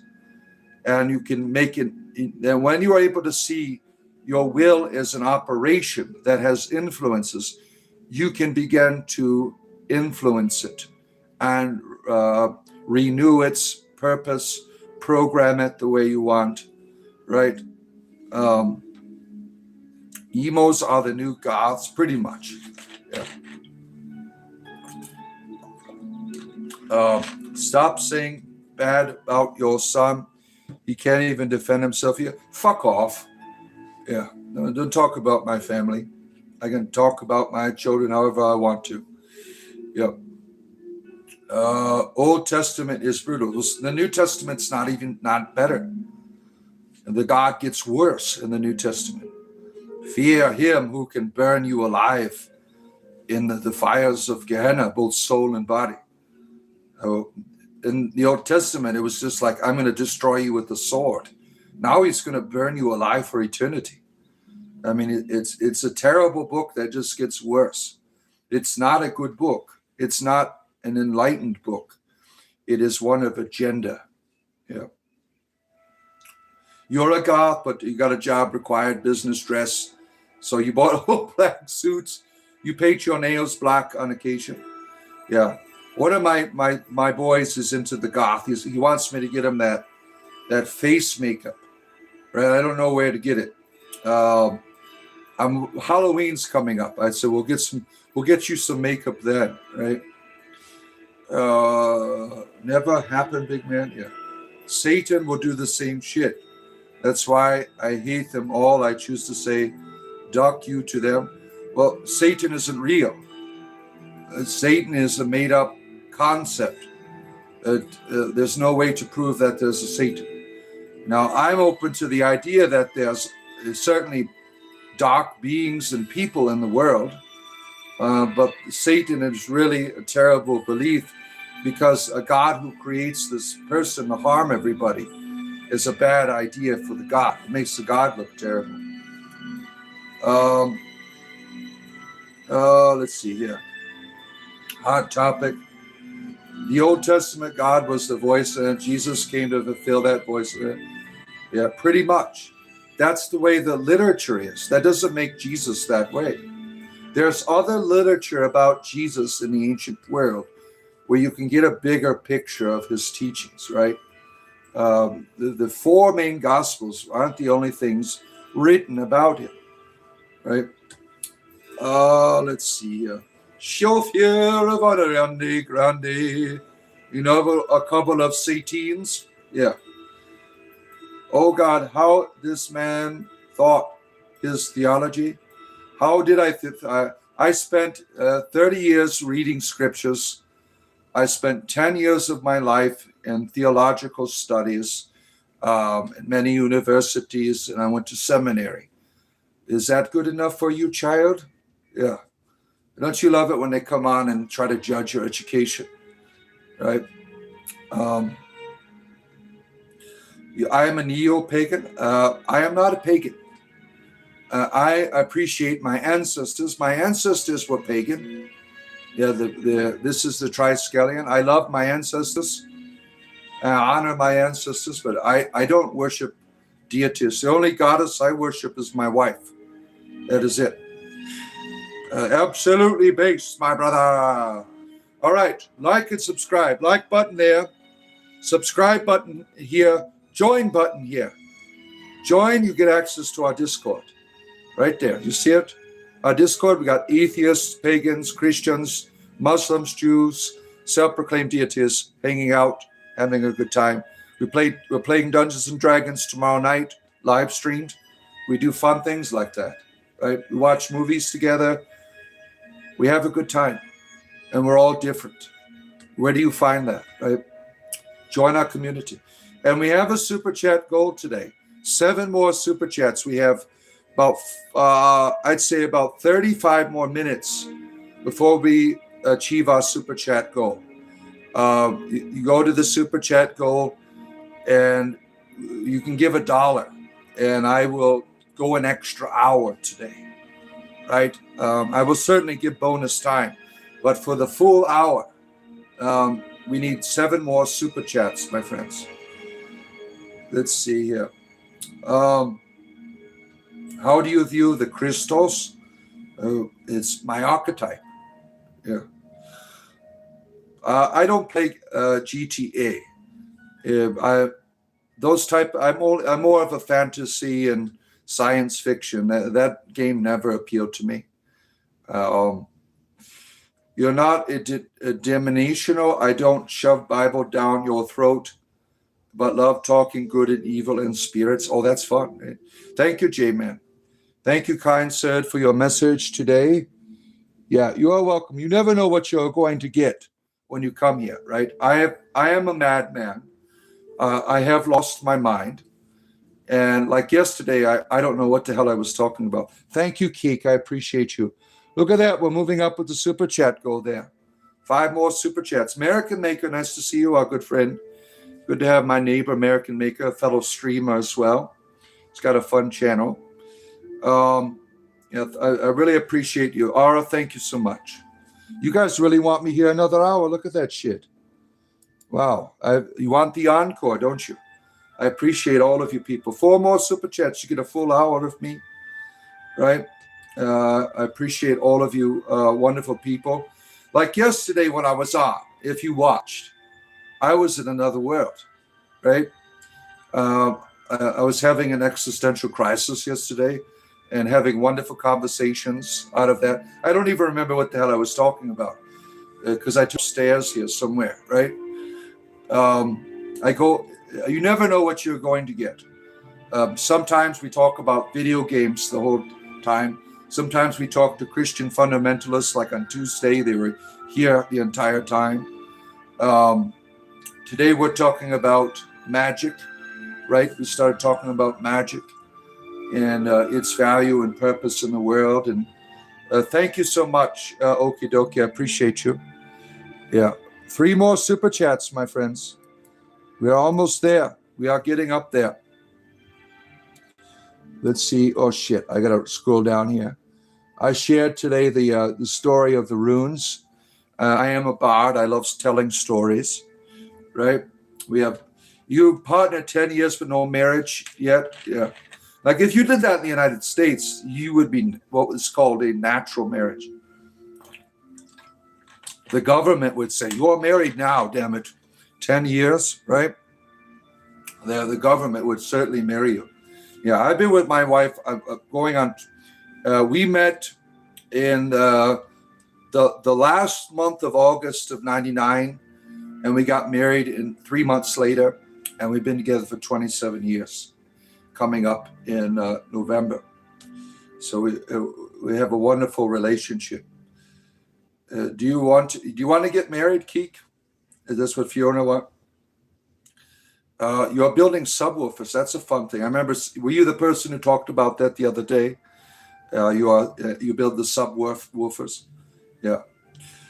1932. Wow. That's a long time to be together. If you can't leave Jesus or any God behind, how can you know if it was really a deity you worship to begin with? You know, I don't worship Jesus. Jesus is an experience for me. Jesus is the fatherly reality that I perceive, right?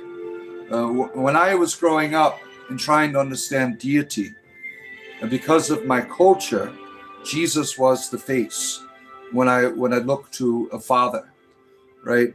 And that's something I don't have any reason to get rid of because it's been nothing but helpful to me as a guy. Now, in terms of the fatherliness, you know, looking at all the various mythologies in the world, there's certainly some really good ones out there, right?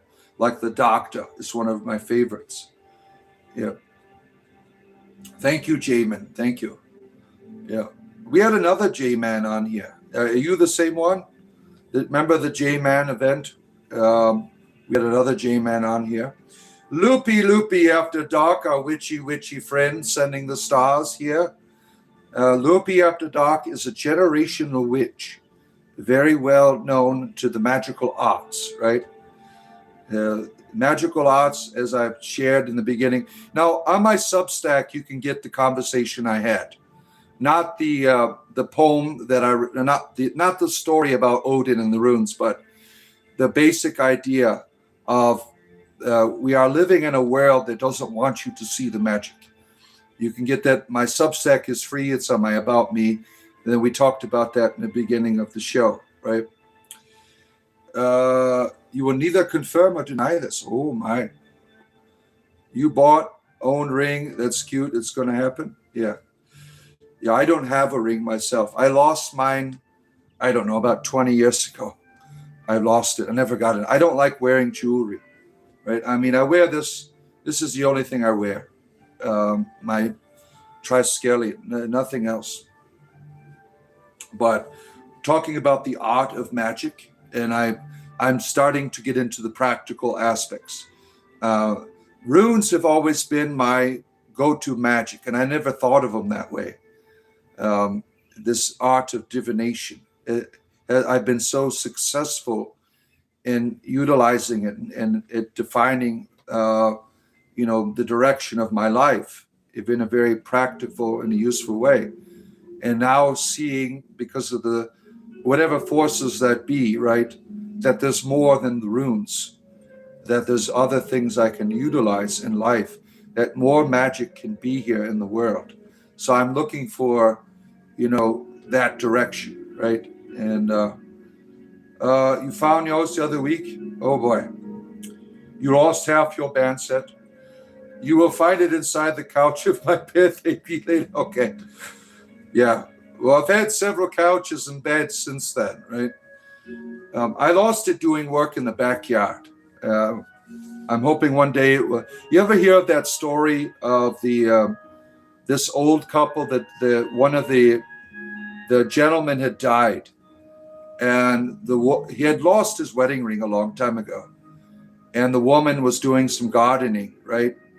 And like on her tomato plant was the wedding ring, right? Wasn't that a romantic thing that was done there? What a beautiful story, right? That it came out at the right time after the man had passed away. A wonderful sign of his love and commitment from beyond the grave, right? Thank you, J-Man. Thank you. You love my open mind, unlike Christians, which are closed-minded. Yeah, we do have good Christian people here. I mean, most of the ones that we do meet are closed-minded because they're taught to be that way, right? Hate more, both we organize events. Yeah. A real witchy knows herbology. Yeah, that's what you start out with, right? And I talked about my first magical plant is going to be mint. I'm going to get some of that and put it in my windowsill. That's going to be my first beginnings of magical practice, is outside of runes, is getting into the herbology, right?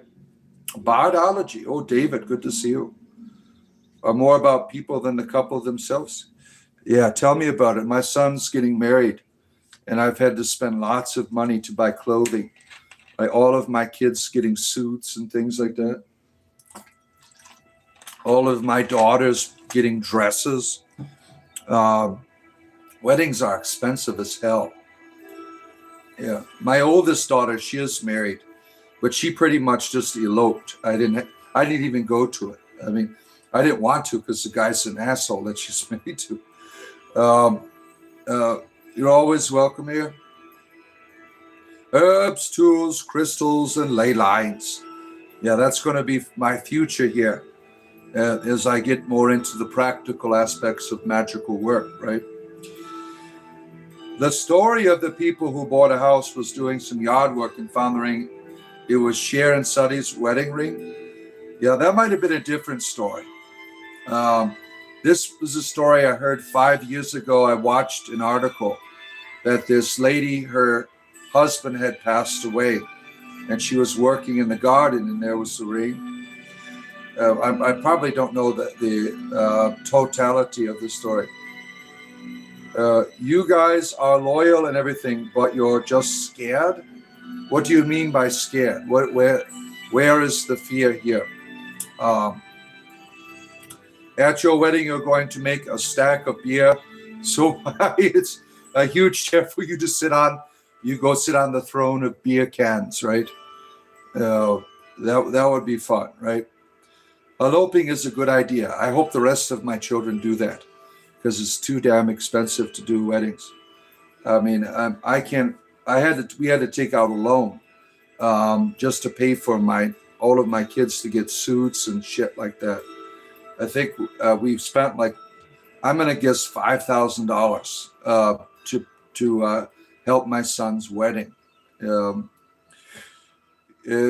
would knock the beer towel over. You remember meeting you sometime around 1334. You are doing some sort of druidry and you are searching for a bounty, since you are the Witcher. Oh, speaking of the Witcher, HD edition is coming out, and a new DLC for Witcher 3. I'm looking forward to that. That was a really good game. I'm going to be looking forward to going and playing that, and I'll probably stream it, right? Witcher 3, the remastered edition, is going to be coming out. Welcome, Juggalo, our favorite clown. Good to have you here. I appreciate your support, my friend. Now, if you're a community member, you can access our Discord server. There'll be a members-only tab on my page now for community members. On my YouTube page, it says members. That's where the Discord link is, where you can certainly have a great time on our Discord. Yeah. Maybe you should be a useful human and get it. This is my job, dumbass. I make more money here than I ever did in my previous work, which was a clergyman. Yeah. Your sister's wedding cost $100,000. Shit. Yeah. Marriages are ridiculous. Yeah. And this is a Catholic wedding too. So you can only imagine all of the damn, money. It's like one of the most expensive places to do a wedding, right? And let's see. Toss a coin to your Witcher. Yeah. Yeah. Dylan, your dirty mind read that the wrong way. Oh, the loopy after dark. Your reinterpretations. Yeah. A wedding ring is a reminiscence of the element binding, ritual, or spell. Yeah, there's all kinds of legends of the rings, right, in terms of marriages and things like that. I think it's mostly European, right? Now, like my friends in when I was a clergyman, I was at a Slavic church, right? They would wear their wedding rings on the other hand, right? Like in the Ukraine, the Slavic countries, they had their wedding ring on the other hand, right? Yeah. Oh, let's see here. Samhain is coming, right? Well, we got Mabon coming up first, right? Mabon is next month. Elfit, as we call it, in Druidry. That's going to be next month, right? Looking forward to that. I've gone through the wheel of the year. I've made it through. I've graduated, and I've learned a lot from it. It's a great way to connect to the world around you and to your ancestors, right? This wheel of the year. Goofy divination you can find for you. Oh, that'll be fun. The first harvest, yeah. Lunasa was a real blast here in my house because we had our first Lunasa. We got a turkey and all kinds of cornbreads and things like that. And that was about August 1st, right? So that was almost 4 weeks ago now. And I still have beer left over. I still have, I bought a bunch of Guinness and stuff to honor that, and I gained like 7 pounds. I can't drink anymore. I'm just now losing it, right? A year, you take. Thank you, Loopy. Thank you. Yeah. Paul, nice to see you, our friend.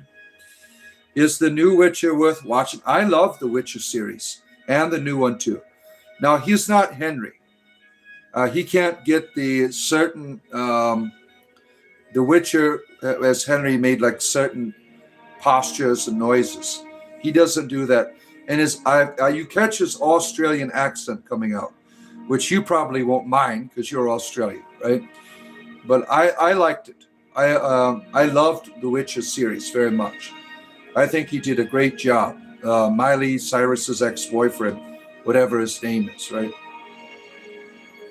Yeah, don't forget to toss your coin to your Witcher today, my friends. Yeah. The Mindcrawler is here. Oh, my. The Mindcrawler. Good to have you here, Mindcrawler. You are the 55th, legalize the intellect. Oh, my. That'll bother you. He gets it on occasion. You could see it. If you're an Australian, you'd see it right away. But I noticed it. His accent pattern came out in some of his words, right? Headstrong J, not gay, is here. Good to see you. Always nice to see our friend Headstrong J. You don't like Australian movie accents? Yeah. They never do them right? Your beliefs in a raw universe is Ymir. The dust particles of Ymir died, the gods used to corpse to create raw material. Yeah, that's an interesting mythology, right? There's all these creative ways to explain the origins, right? Oh, my.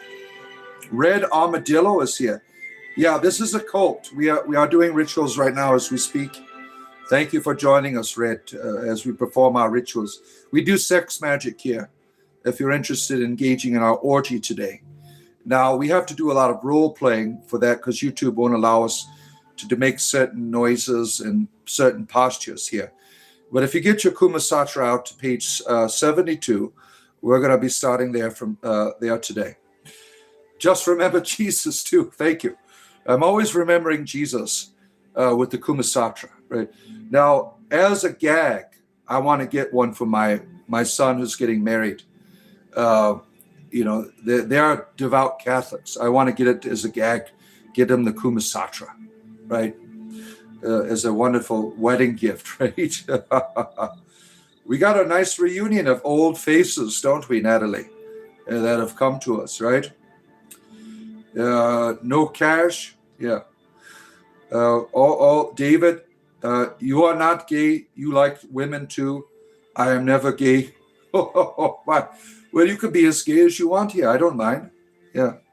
This is a homosexuality safe zone, right? For all of your homosexual practices. Yeah. Yeah. My youngest son is having some trouble in school.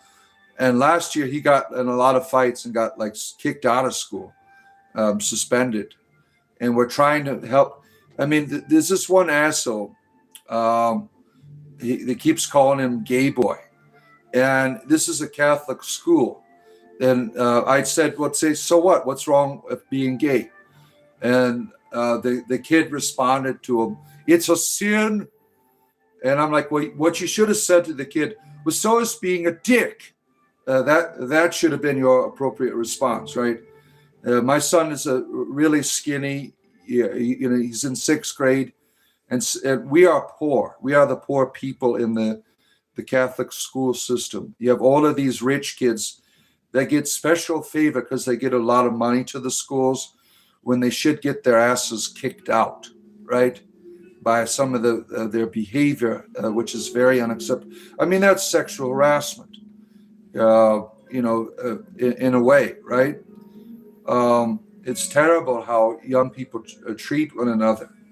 And sometimes, yeah. But I had to tell him, you got to stop fighting everyone or you're going to you got to tell the teacher. Now, there's acceptable times when you should throw the punch, right? If someone's got you in a corner or something, then punch away. But try not to get kicked out of school this year.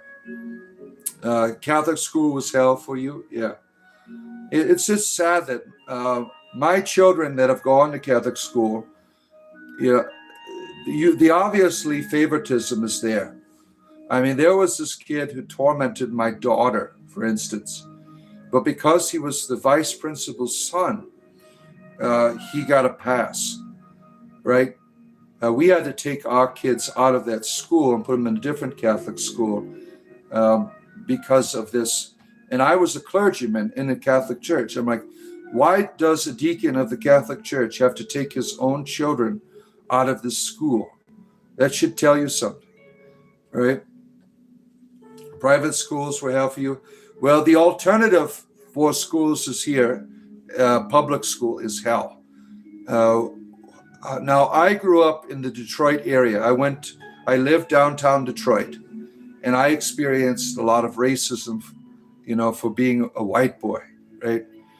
I live in a minority area here, and I don't want my children to experience racism, right? So I've always had them in a private schooling. I had to put my autistic sons in public school for the first up until 5th grade. And they always got into fights because of their skin color, right? Isn't that terrible, right? We're doing sock magic. You're an alcoholic. Good to see you. Oh my, there's my reserves of my water, my friends. We got about 10 more minutes, 3 more super chats, and you get a full extra hour of the Bard. Think about that. I'm certainly going to go on with the fullness of the hour. 3 more super chats, my friends. Let's see. The last guy that bullied you filled his backpack with Tenorite and then shot him long distance. It was beautiful. What is a Tenorite? I don't know what that is. Let's see here. Preach. Yeah. Come on, guys. What's going on, our friend Keek? What's going on? Keek, you're on our Discord server as well, right? Are you on? New community members. Make sure you go to the up in the members only tab, and you can get the link there. We'd love to see you on our Discord. We have a great time on there. Gary or Greg or whatever. Gary, right? Gary, nice to see you. I've been looking up all morning. I have missed the daily rebuking. I don't do that shit anymore. The daily exorcisms. I mean, there's no guarantee I won't do it again, but I have a playlist called Daily Exorcism, where that's it. I don't have any more demons left in me. They've all been cast out by our Christian friends here. You just joined. You're another goblin on there. We have lots of goblins on our Discord server. The goblin community. The goblins are sleeping. Mrs. Goblin was up late. She's over in the UK, and she was playing Space Marines like at midnight with us last night. So Mrs. Goblin is late to the scene this morning. Sad seeing, but racism's gotten worse. Yeah, it is. Yeah, you live down here. You know it, right? It's not good. Polk County schools are terrible at it, right? Let's see. You like the goblins? Yeah, good to see you. Otto Mello Malo. Good to see you, our friend here, for your entertainment leisure. You are sick, Fiona. You're not feeling too well, right? The giants were drowned when Ymir died. They influence humans kind of like Christian old gods. Yeah, I mean, there's all these beautiful mythologies that try to explain the world that we live in, right? Yeah. You were bullied in school. That was the first time I had actually fought back. Yeah, I appreciate you, our good friend, the Keek here from Down Under. She is staying up extra late here for your privilege of spiritual entertainment. Our good friend Keek here. Look at that. We need 2 more super chats, and you get a full extra hour. I'm certainly going to stay on, but a full extra hour, 2 more super chats. Keek, you're being silly. Yeah. The last time you played D&D, you made a goblin and named him Balls. Oh, that would have been interesting. Yeah. I've played with a few goblins over the years at the D&D table, right? Uh, they're always very comical, the setting for playing with the goblin, right? Oh my, the Juggalo! Look at that! One more super chat, and you get a bonus hour of Bard. I really appreciate you people in the super chats. That helps my algorithm a lot because I'm basically ignored by it, right? Because I have too much, if you're going to have a YouTube channel, you have to have something that the algorithm likes and it's going to make money off of you. And it has to be usually one thing. If you have a diversity of content, it's going to take you a long time to find success, right? And you have to put in a lot of hours, right? There it is. You have done it.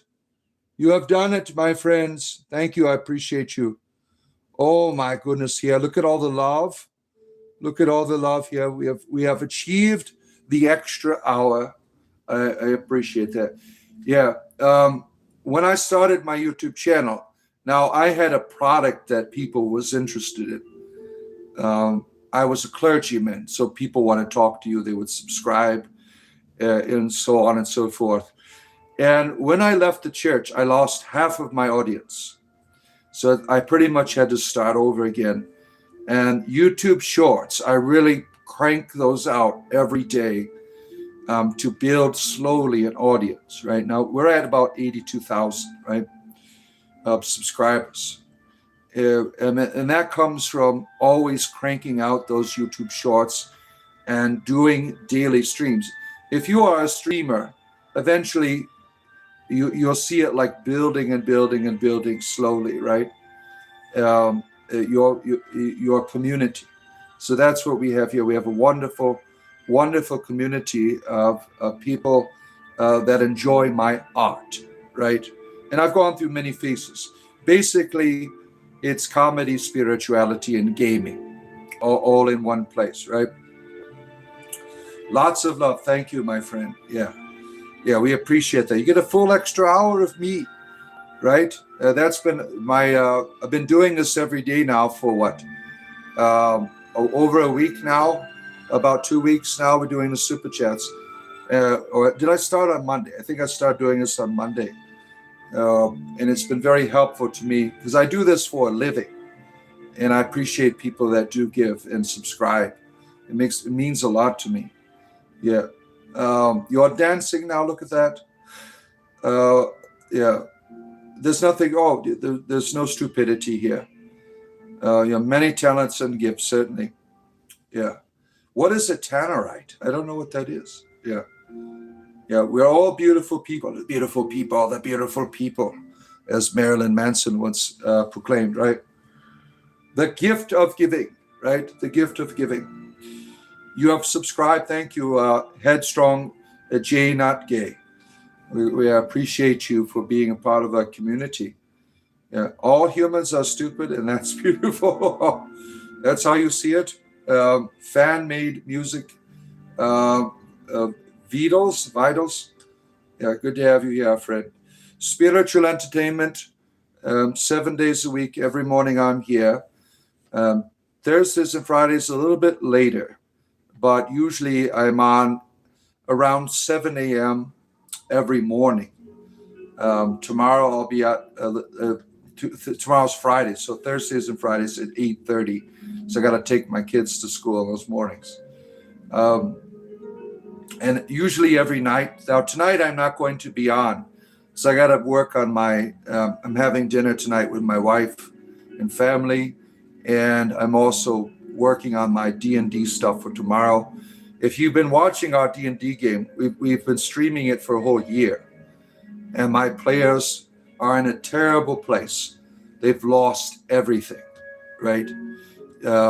Most players would get really pissed off, so I'm very gracious to the patience of my players that stick around for difficulties. Now, if you're going to get in a fight with a whole bunch of drow, you're not going to win. I mean, there's no way to win that battle. That they chose to get in this battle, and the consequence is now they've lost everything. All of their items, all of their gold is gone. So they're starting over from scratch after a year of accumulating a vast amounts of wealth. Each of them, their net worth was probably, I'd say, 200,000 gold pieces with all of their equipment and gold in their purse and accumulation. All of that is gone now. So now they have to start over, and they're prisoners, and they're in the Underdark. If you are familiar with D&D campaigns, I have recreated Out of the Abyss. It's called Into the Abyss. And that's what the module we're using now. You are making coffee. Look at that. Thank you. You're making me a cup of coffee. Thank you. Thankfully, your mornings are my nights. Yeah. So you get to have a good time with us here, Keek. You're watching the football game tonight. Yeah. I haven't watched. Normally when I go to my grandmother's house, she's a big Lions fan at Thanksgiving, because we're all from Detroit. So I get to watch the Lions lose every year. Yeah. My staff is awesome. Well, it's a walking stick, really. It keeps me afloat here. Eventually, I'm going to have to sit down here in a few moments to begin our third hour together. And I also have to run in the other room and grab me water because I'm all out of my water. I have love for all of you guys here in the chat. Thanks for gathering around. You love meeting new people. We appreciate you being here. We are a very diverse community here because we got people of various religions and things, and people who aren't religious at all, just hanging out, having a good time, right? And we've been talking about magic and stuff today, right? I'm starting to learn about the practicality of the magical arts. Yeah. When out of water, there's always a cold BS in your fridge. Yeah. See, I got to be careful. Alcohol will make me put on the pounds, right? Last year, I switched to cannabis, and I've lost 50 pounds doing that, right? So I don't want to go back ever to alcohol. I use it on occasion for, but not in like I used to do it every night for my arthritis. Thank you for accepting me, the J-man that you are. Yeah. You will give full support to this channel. Well, we appreciate that, my friend.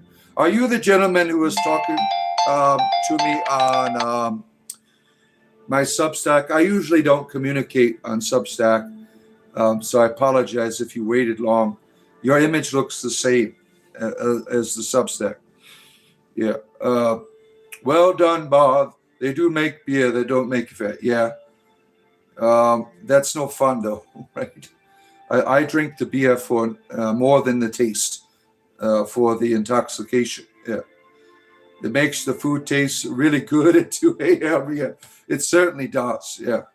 I eat probably twice as much when I'm having a beer rather than a reefer, right?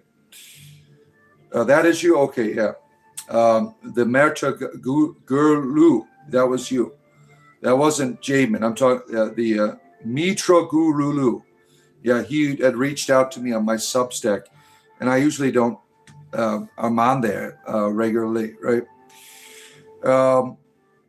Use homemade distilled alcohol, lost 20 kilos. Really? Since stopping beer and sweet wines. Look at that. Very interesting. Light beer. I think some of these beers are, like light beers would be terrible. Let's see here. Vodka has no calories. It's super.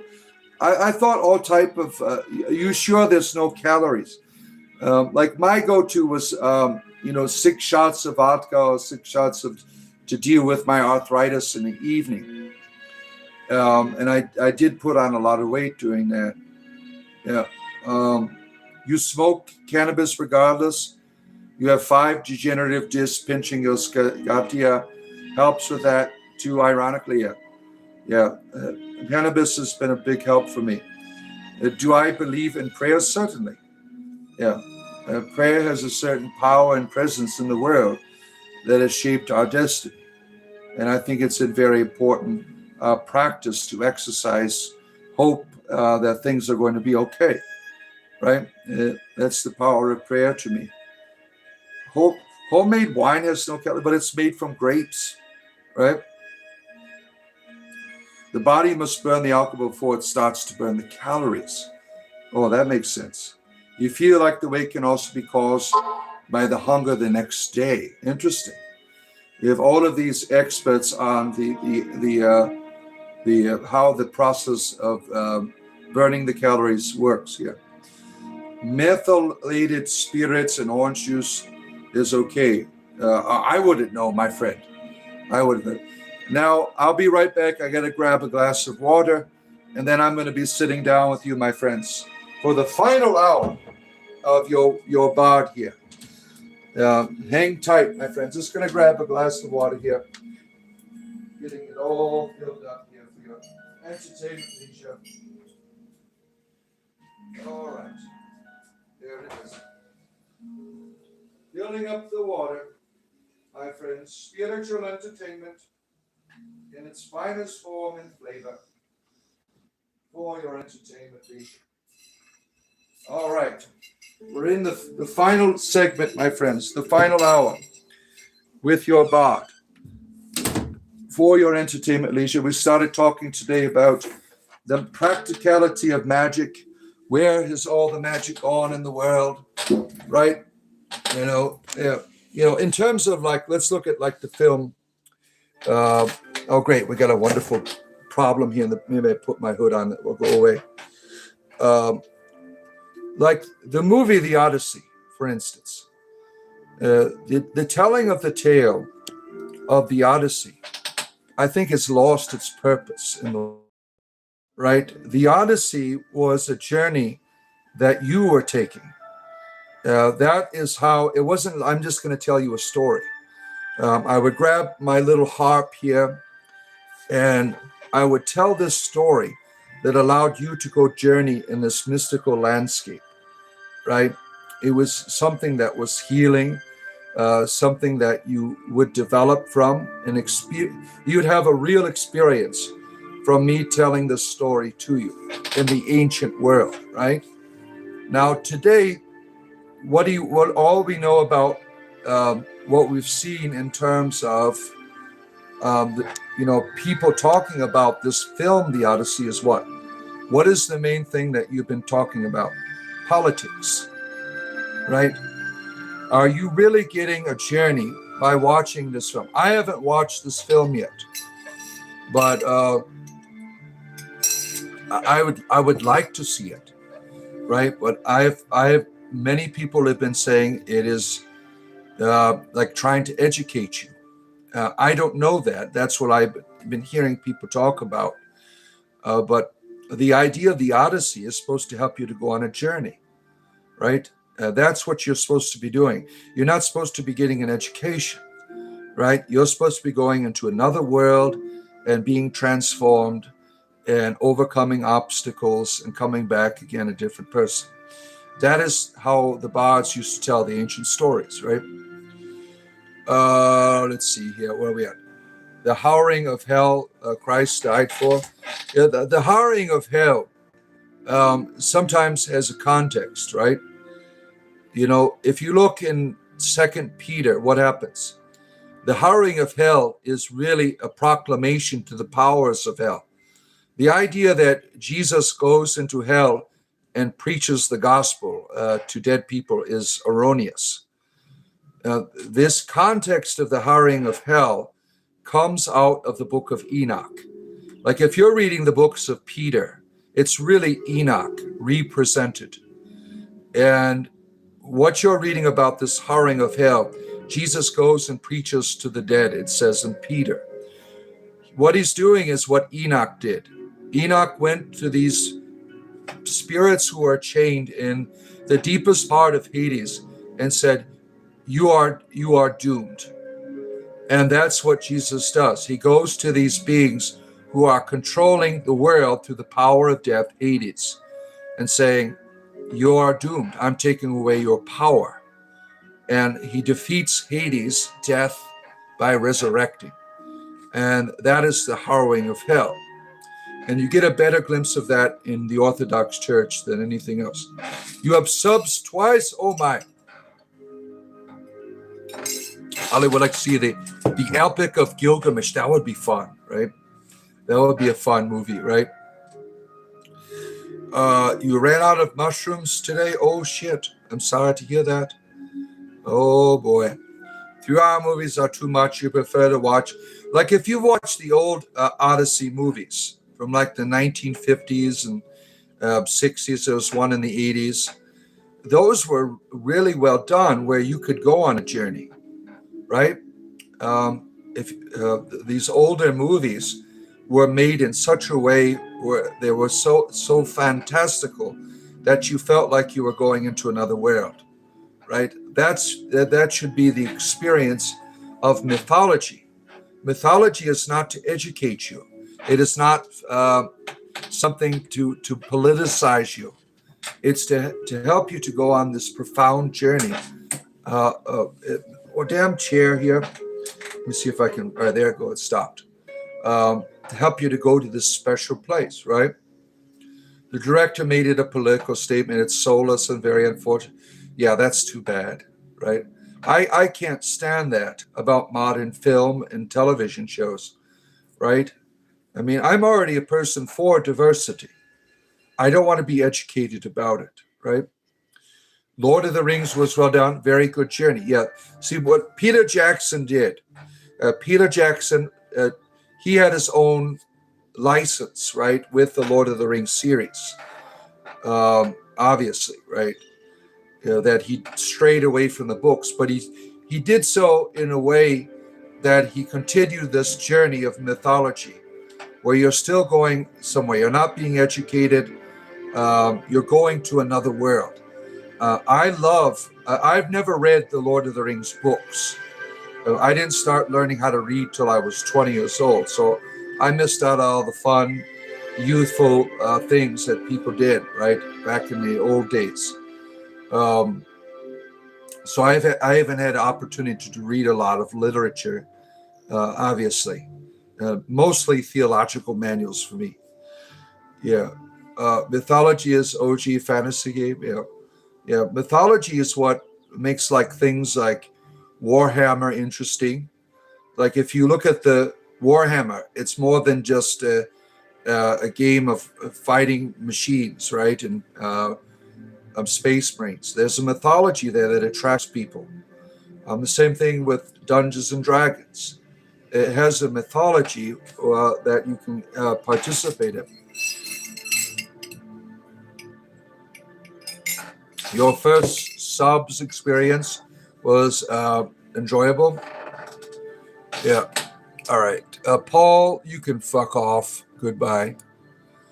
Some of this humor is just so inappropriate. Yeah, very inappropriate there. Can I run an idea by you? I'd like you. I'm only a person of opinions, right? Everything here is opinion. So whatever you want to talk about, I'm certainly would love to have a conversation with you about it, right? You like Lord of the Rings? You're like Gandalf the Gay yourself. Yeah. Tomorrow if you watch tomorrow, Fridays is Wizard Day from now on. So I'll be in my wizard gear tomorrow morning when I'm with you here. That people really enjoyed that, so I'm going to continue to do that. Yeah.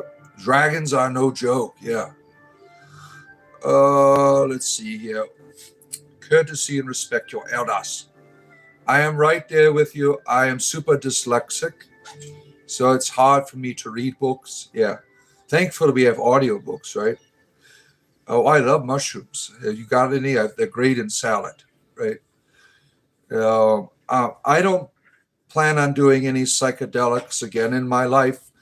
If I am to do cybacillin again, it will be with my Druid friends in a community setting. I've done my mushroom trips. I've benefited from them. But I don't want to keep going over there. Gone with the Wind is a 4-hour movie. Wow, that was. I remember watching that I took a movie art class when I in my undergraduate studies, and we had to watch. I think it was Gone with the Wind and all these other old films, right? King Awesome is here. Good to see you. Where's my broomstick? I'm sitting down, so I don't have it. Yeah. And Ashley Jean is here. Good to see you, Ashley Jean. For our bonus hour here, for your entertainment leisure, I am going to be streaming here this extra hour here for your entertainment leisure. What time did I say? 8:30, 9:30. So got another 50 minutes to be with you, my friends. First time wonderful, second time bad. Let's all get naked, take DMT, and get raptured. Oh, that sounds like fun. Yeah, real fun. Yeah, I'm with you, Bart. I'm enjoying learning without the chemical support, right? Yeah, and I'm not here to tell people what you ought to do in life. I don't care. I find that being sober is the greatest way to experience the magic of this world, right? That's what the way I like doing things. Yeah. You microdose cybacillin every autumn, growing outside your window, literally interesting. Yeah. Labubu loves you too. Tell me next time. Yeah. We love the diabolical entity. Where's he at? Is he around here? I know my son had him around here somewhere. Labubu, where are you? Is he in his bed here? He's got all of these Labubu dolls laying around here. I can't see if I find one laying around. No, I don't know. It's got Labubus everywhere, all around here. Where am I at? Show my ideas, random D&D character sheets, scratch off lottery tickets. You don't know what you're playing until you. Yeah, that's always fun. The randomness. You know, some people like doing the dice that way too. Like just rolling out the dice. What you get is what you get. I mean, like Advanced Dungeons and Dragons was that way. You roll the dice and then you pick your class, right? In the old days. Let's see. Where are we at here? Is it true Tolkien made a whole elf? Yeah, didn't he do that, right? He had his own elf language, right? You want me to levitate again for you? Oh, yeah. They help curing migraines. Your cybacillin is good for migraines. I found that cannabis was very helpful for my migraines. I don't get as many as I used to, right? You have a pink Labubu. Look at you. You got a pink one? Yeah. You don't have dolls no more. They freak you out. Oh, you need a good Labubu. Labubu will bring salvation into your life. The Labubu. Oh, let's see here. That sounds like a boring experience. Someone had a boring experience. You look like you can float with a green screen. Yeah. When I stood up there, it looked like I was floating up for you. I'm always levitating. What are you talking about? You hear the background music? Yeah. The levitation tricks that I pull on here. Yeah. Labubu dolls. Labubu doesn't have to be a doll. He could be a keychain, right? My son's got a whole bunch of these Labubus and Fugglers and all. He wears like keychains on his pants and stuff. You make a book of them, they're like a scratch-off lottery ticket. Yeah, that's that's how you play Dungeons and Dragons. You like the randomness of the character development. Yeah. Do you plan your dungeons first or the baddies? Oh, well, sometimes either or, really. You get the idea in your mind, and then you build on it, or you start with the dungeon and you start filling it, and you start telling the story as you put in the various rooms, right? Swedish study presumes that cybacillin creates new nerve feeds. Really? Very interesting. Very interesting, right? What do you sound like without the accent? Join our Discord community and you will discover that. When I'm in a Discord chat with you, I am normal sounding. Yeah. Yeah, Tim Curry, great. I loved him in Clue. I think that was my favorite movie with Tim. Yeah, he was looking terrible right at the end of his life. It's glad that he can have rest and peace now. I mean, he was really suffering badly, right? Oh, am I a Saranist? What is a Saranist? I can't keep up. You bought Dragon Eye dice. The eyes move. Oh, those are fun. Are you a dice goblin, Keek? You love collecting the various forms of dice and things. You know, some of my friends have like huge bags of dice that they've collected over the years. Use Discord on a daily basis. Yeah. Is there a D&D simulator? Oh, yeah, there's all kinds of simulators for. One of the first ones was in the gold box. It was second edition. It was Unlimited Adventure or something it was called. But it was a terrible interface and boring as hell. I never knew you had Discord too. Yeah, Discord is for our community members. If you go to the join button and you buy me a coffee, small, medium, or large, you will have access to our Discord server. Also, if you're here all the time, you get a sponsorship. Once you're in, right? I give out free memberships at the beginning of every month as well. The Rocky Horror Picture Show. Yeah, I saw that several times. I went to the theater. I had some friends that like to dress up and experience their form of eroticism, right? The Time Warp again. Yeah. Dianaji is the dog. You like Saturn? Saturn is your material. Yeah. What time do I usually get on Discord on the voice chat? Well, if there's people on there, I'll stop in.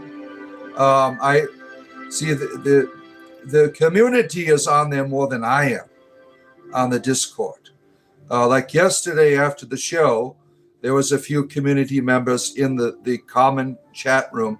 I stopped in, had a chat with them. But if I'm on a video game or something, I'm in the gaming chat room, right?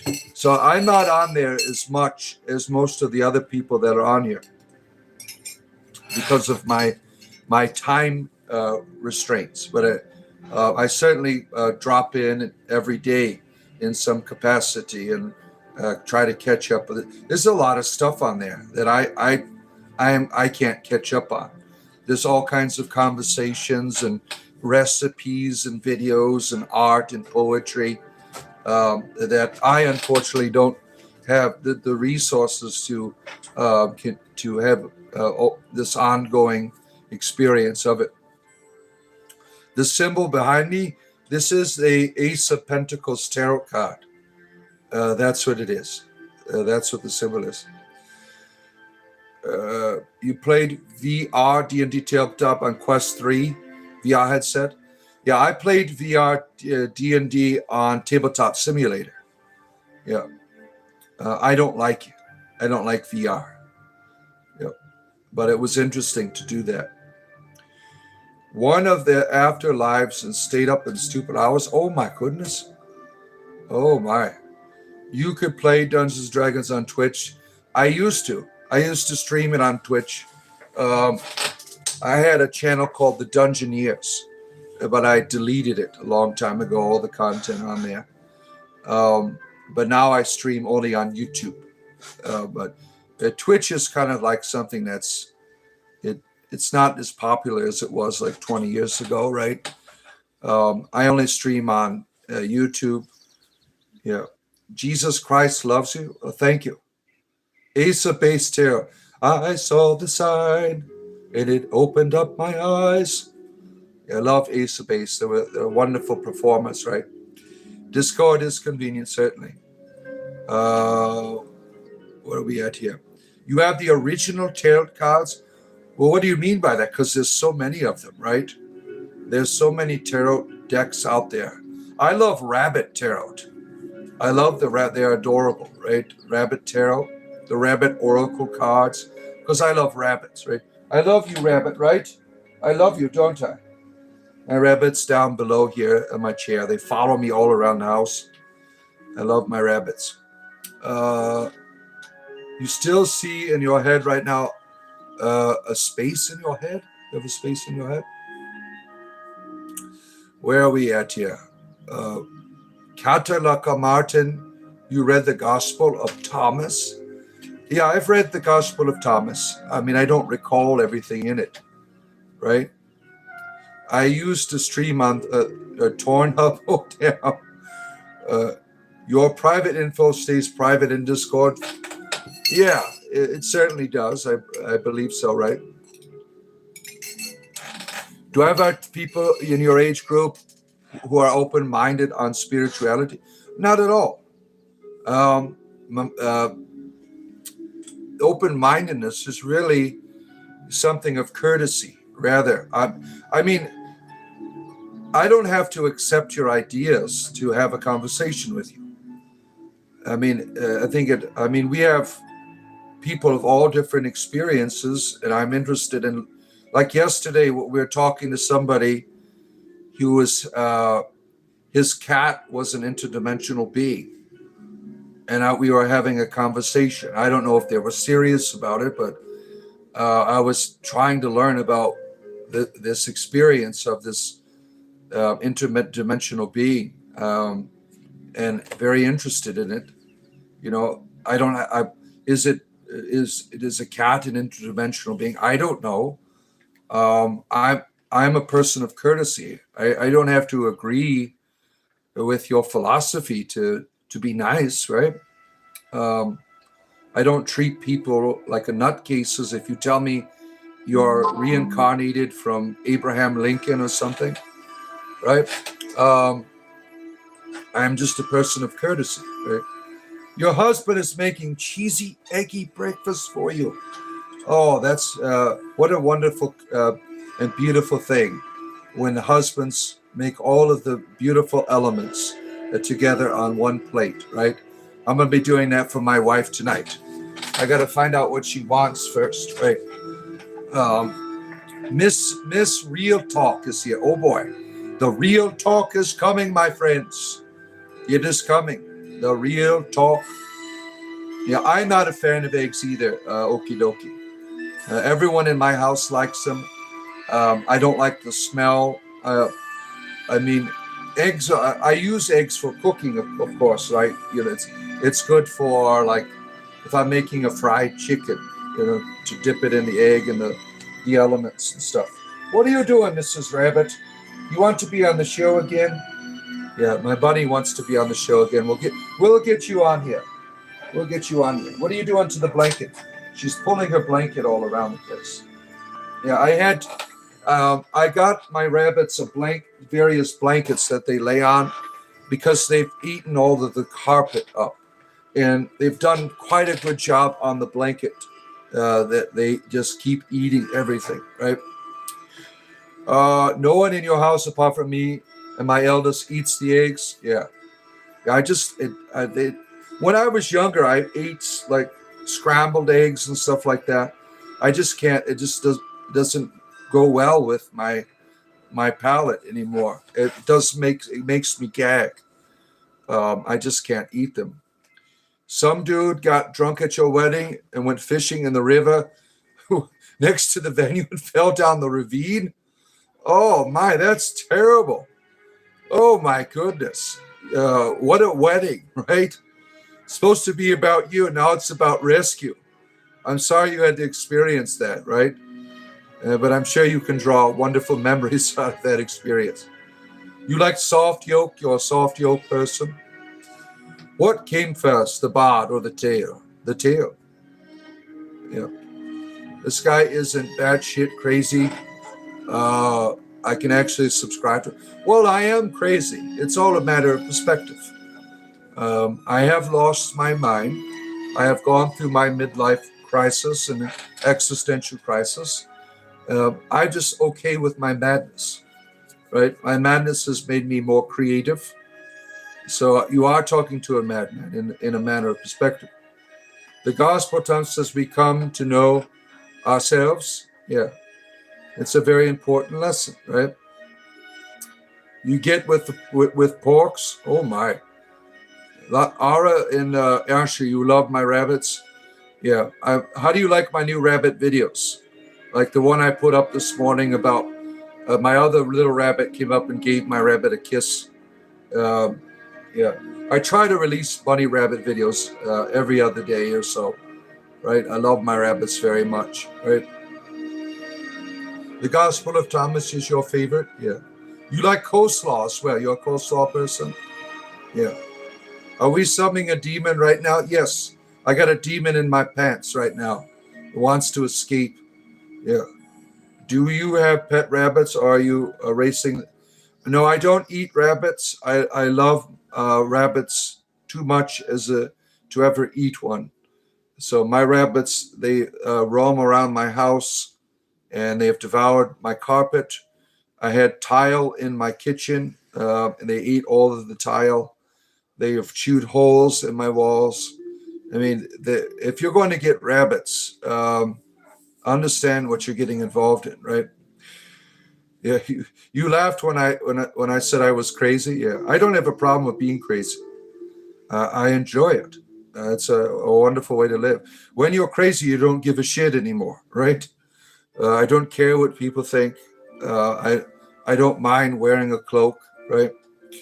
It just doesn't bother me anymore, right? When you don't give a shit, right? Did emerge as evil and controls physical matter? I think that's bullshit, right? Now, I don't have a problem with your religion. I just think your religion is terrible. I think Gnosticism is a terrible religion. I think my world, physical matter, is beautiful and wonderful.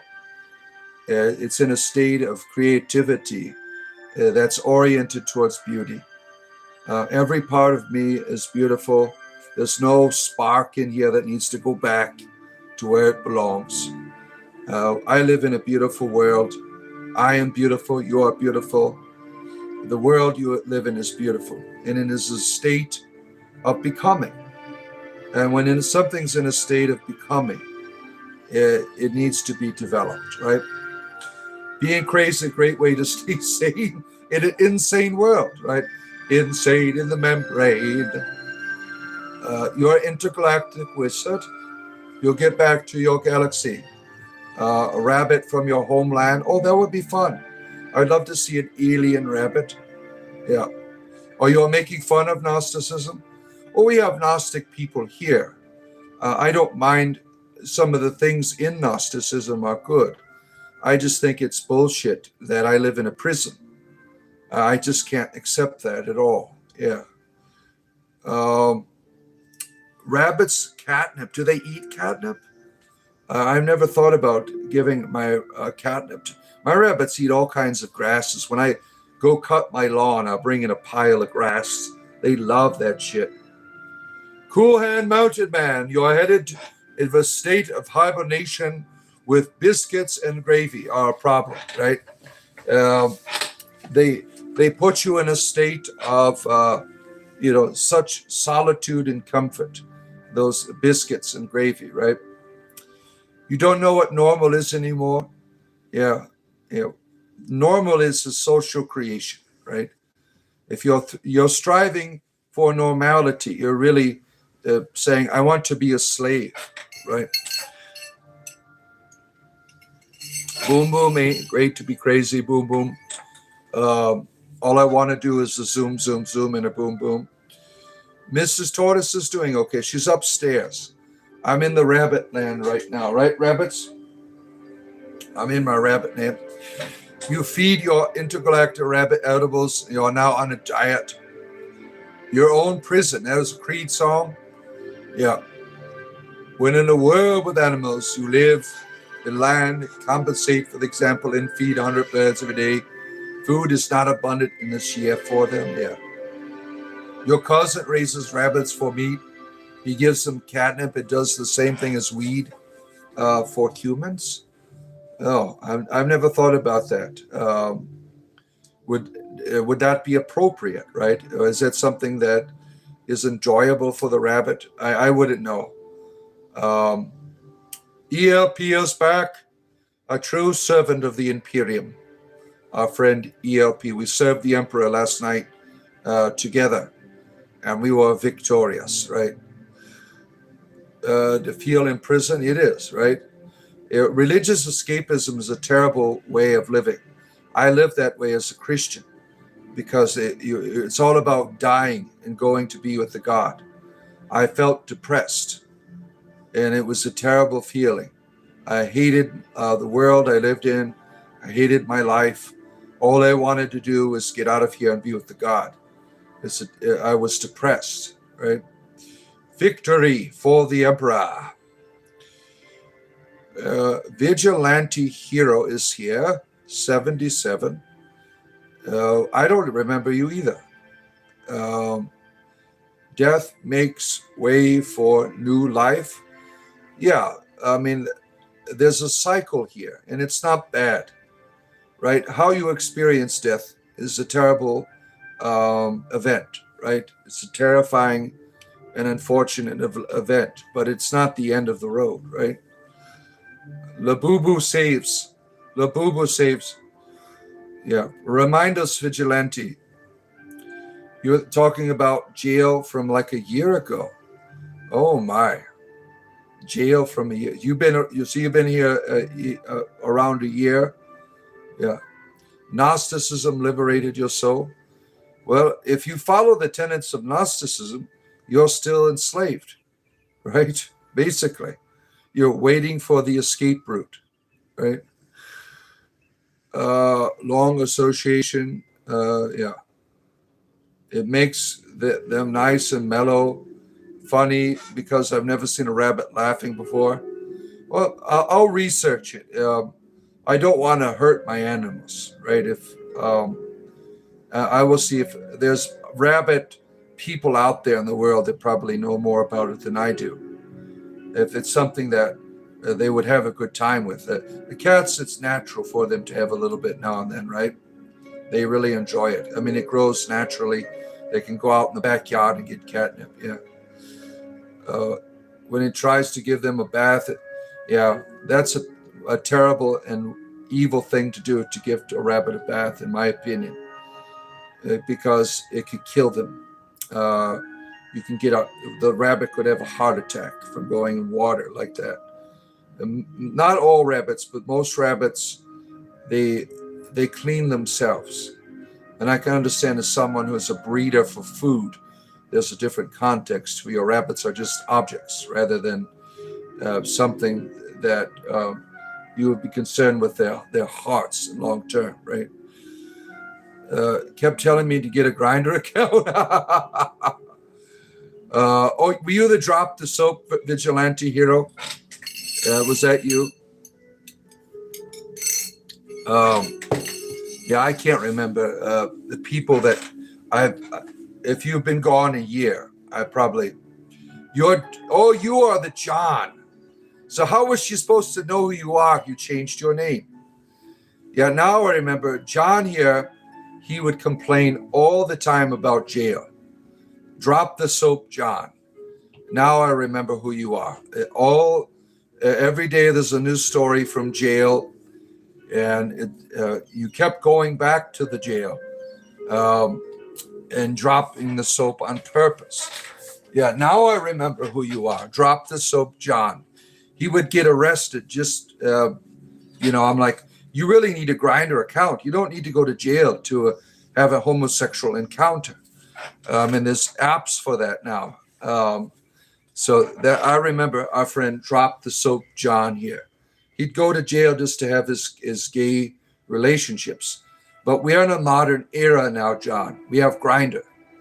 Yeah, Grindr is the way to go. Your daughter is a medical, so they gave her one of those fake babies that was glitching out and smoking from a lithium battery. Oh boy. Oh boy. John always going to jail like he likes it there. Yeah, that's pretty much what he was doing. And we were telling, no, you don't have to do that. Get a Grindr account. Yeah. The cops were driving by and saw a guy shaking a baby and throwing it out the window. Oh, Joe. I can only imagine the horror on their face, right? Seeing that.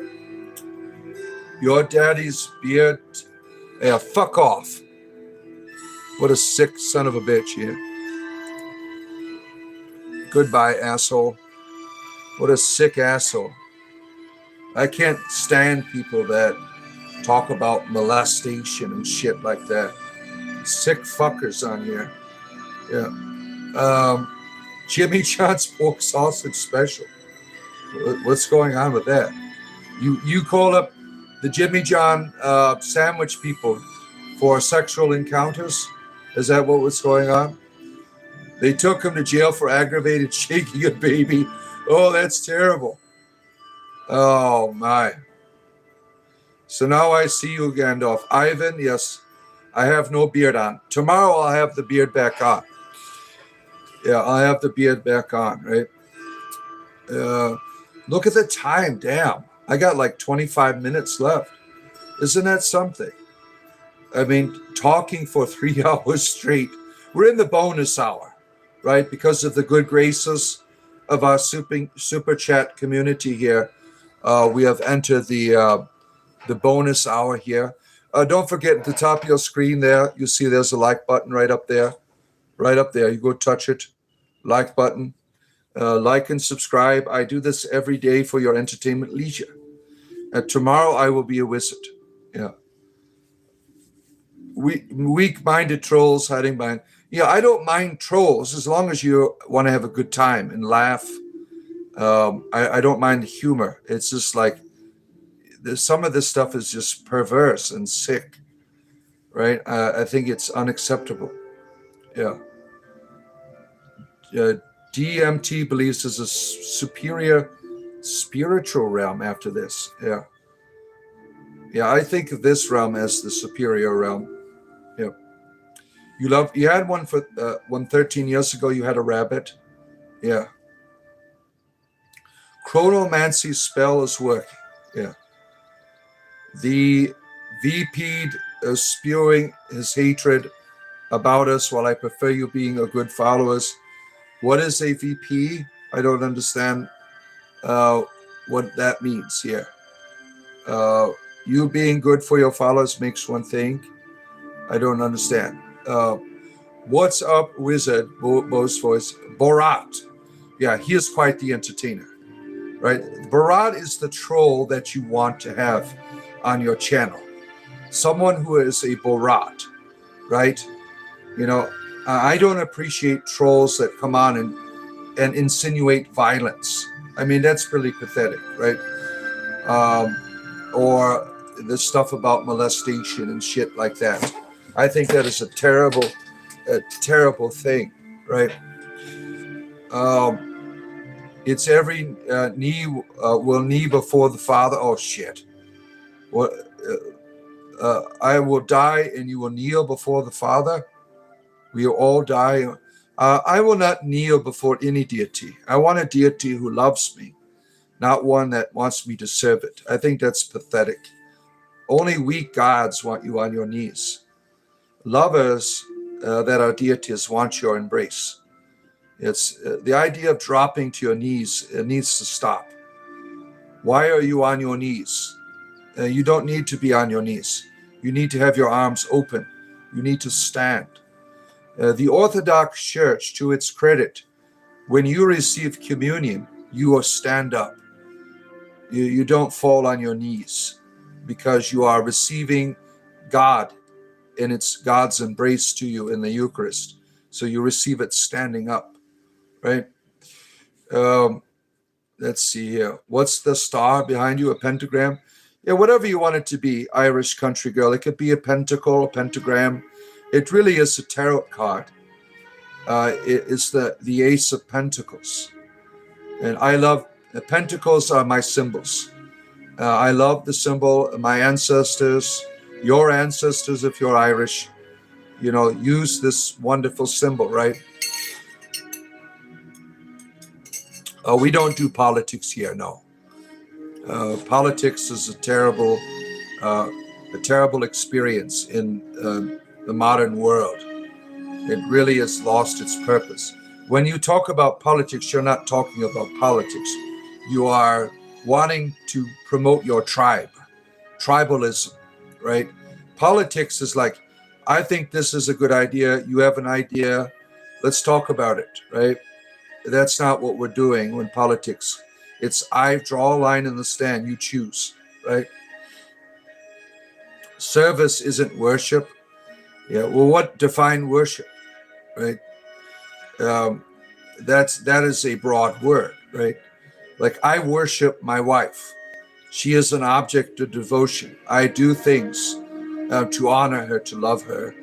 I give her things. Not that she needs it, right? It is something that I do out of the generosity of my love for her, right? Jesus loves me, thank you. Now, the worship that is defined by religion, like, for instance, in the Catholic Church, if you don't go to Mass, you fulfill your holy obligation, you're going to hell, right? You need to go there or else. I mean, it's pretty terrible. Why don't you look at me during anymore? What do you mean? I don't know what you mean, Satan. You're gooning Satan. Oh boy. We got our children here in the chat. The Ace of Pentacles doubles the amount of money you have. Yep. Very important symbol. I need to make a living, right? Doing this here with you. Lizards and wizards, baby. Yeah. Thank you, Brando. Thank you. So funny. You do witchcraft and pray to Satan. Witchcraft and Satanism are not the same thing. I am not a practitioner of Satanism or witchcraft. I am a practitioner of the things your ancestors did, Irish country girl. I practice druidry. I am a bard. Look at the bardic schools of your ancestors that were in Ireland to the 16th century, and when it was conquered by the English, right? These were very Christian, right? You have what you're doing is you're making judgments based off of fear and ignorance. These are sacred symbols that you will find in the United Kingdom. I don't know about in Ireland, but in the UK, you will find in churches this symbol, meaning the 5 wounds of Christ. It is sacred geometry. You think worship is the disciplined act of recognizing what is sacred, consenting to a place within it, ordering your life accordingly. Yeah, that's an appropriate terminology. Yeah. That, we all worship, right? But there's an unhealthy forms of worship, right? I am the bard, Father. You're a wicked, but I'm not a wicked. I don't practice Wicca. There's a lot of things in Wicca that are beautiful. And a lot of things, I think transactional magic is a terrible thing. The idea that I have to sacrifice to deities in order to get powers and things, I think that's inappropriate, right? Magic and witchcraft are not the same thing as well. Yeah, I mean, there's so much diversity with those terms, right? If you're a Mormon, you're never allowed to kill a black person underneath because of the mark of Cain. Yeah, they used to teach that shit. Yeah, the Mormon church. Okie dokie, you are a Christian. Yeah. We dropped the rule. What does that mean? Love you, Pan. What does that mean? I don't know. Do you think it's possible to make a god through worship like 40K? Certainly. You have to understand, your inner psychology is filled with archetypes, and you build those things. You build that interior face, like the idea of the emperor, right? He's not really a deity, right? Obviously. But he is built into one by the mythology that is built into, like the Astartes, right? The Space Marines. They are given this idea that is planted into them, and they build upon it all of the mythology and lore. You're just a humble body. Yeah. Don't hate to tell you, Bod, you're better than this. The pentagram is good. Yeah, whatever you want to call it, I don't care. Yeah. He is the sacred God, great master of radio psychology. uh, Baggy, thank you. Whatever that means. Yeah. You wrote your in-law's name on the sole of your Crocs and walked across it, man. Yeah. Fiona's had terrible experience with her in-laws. Oh my. Well, I'm sure your dentist has taken away all of your memories of that, right? Our friend Natalie here, Fiona, Wild Kerry, Ireland, right? Your desires for your dentist has probably kept you on the right path. Yeah, that is a spell. That is a curse, right? That's inappropriate, what you are doing, right? Because you're hurting yourself. You're not hurting your mother-in-law. You're bringing the memory of pain with you wherever you go now, right? So you're really harming yourself more than you would do your mother-in-law.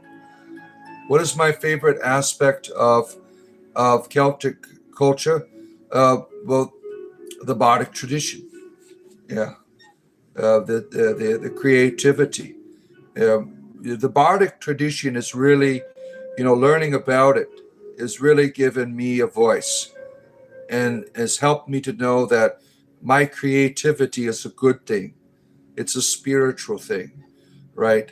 Like being a goofball is somewhat just define me. That is a spirituality, right? It's okay to be that way. So that has really helped me, right? Pack your bags. Let's see here. I'm asked to forgive them, guys. I'm not there. Well, you need to start, Fiona, for your own benefit, right? Stop wearing the shoe. Yeah. Have I thought about going shirtless without the cape? Not really. I don't have the body for that, right? You miss your mother-in-law, challenging relationship. You became close at the end, passed away unexpectedly in January. Yeah. A druid, we're all going to the next realm anyways, regardless. The next place, I am Christian people that had near-death experiences are going to another dimension as we die. No religion matters. Well, there's only one dimension for me, and that is this one. I want to experience all the good things of divinity here. If you are a Christian, you believe in resurrection. Your destination is here. So start living it now. Don't wait till you die and come back to life. When you can be living the heavenly life now. But not the Apostle Paul teach this, that your body is the temple of the Spirit, that you should be walking in the newness of life. But don't wait till you die. Start living it now, my friend. JC the Heretic is here. The body of the Emperor has sung great praises of your physique. Yeah. The Green Knight Tales, good to see you. Glad you woke up in time to get here. Yeah, I woke up last night to do my old man ritual of going to the bathroom, and I saw Green Knight Tales was on. So I stopped in to say hello to our good friend, the Green Knight Tales. Yeah, we were talking about Tolkien earlier today. And if you like Tolkien, he is an expert. He knows all of the lore. And that's like the bread and butter of his channel, his expertise, right, on all things Tolkien. He's got a very successful YouTube channel. He reads stories and stuff and travels out late at night. We really enjoy him being a part of our community here. Eden is here. That's right, Ivan. Eden is here. Yeah, that's what Tolkien was talking about. All of that world, that mystery, that beauty, it's all here. He was articulating it for you, so you could go on the journey there too, right? It's all here, right? Brother Jordan, you have to go back to work. Take care, our friend Greg or Gary or whatever. Gary. I always get it mixed up, right? Have I played Elden Ring yet? Yeah, Elden Ring when it first came out. I never touched the DLC. Yeah, very frustrating game for me. I loved it. I love the lore. I love the graphics and everything. It just is hard, very, very hard. Right? Everything else is imaginary. Yeah. Yeah, your imagination is sometimes treated as for make believe. Your imagination is an organ that helps you to touch inner realities, right?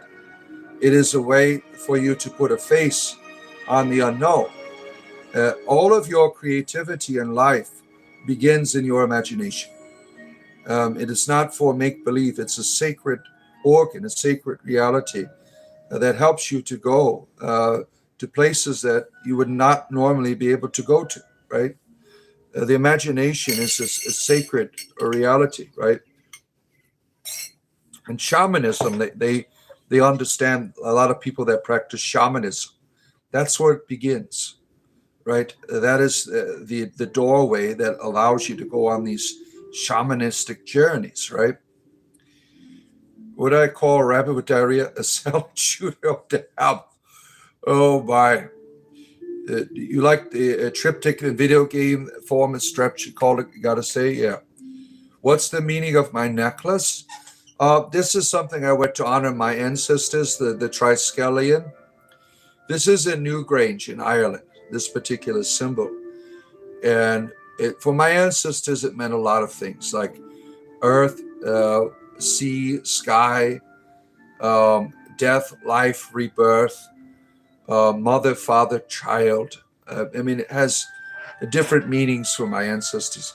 For me, it's how I understand divinity. We have father, mother, child, and we are the child. We are part of that divinity in the unique expression as children. My ancestors awaited Morrowind. Oh boy. Have an issue with this crazy woman. You can't kill her. The craziness of the woman begins in you, really, right? You can't expect everyone to be like you. So the craziness begins in us, right? Jesus Christ is a false prophet. Oh boy, I don't care. Right? We were doing good today. We have Christian fundamentalism's at 10% today. That's good. Tuesday it was like 80%. Thursday, yesterday we didn't have any of it really. But today we got 10% fundamentalism. You felt personally stressed playing Elden Ring. You like watching others and you like all the games you mentioned. Yeah. I did lots of cussing playing Elden Ring, right? I remember that one boss that was in the desert that you have to run up to and he's firing arrows at you and shit. It took me like at least over 24 hours to beat that. My son comes in, sits down and beats it in one setting. I mean, it was so damn frustrating. Yeah. Too hard for you as well, Green Knight Tales. Yeah. I broke a controller. I threw my controller up in the air fighting that boss. I had to buy my son a new controller. Yeah. It was a way of thinking itself to pattern through the circular rather than the linear. Yeah.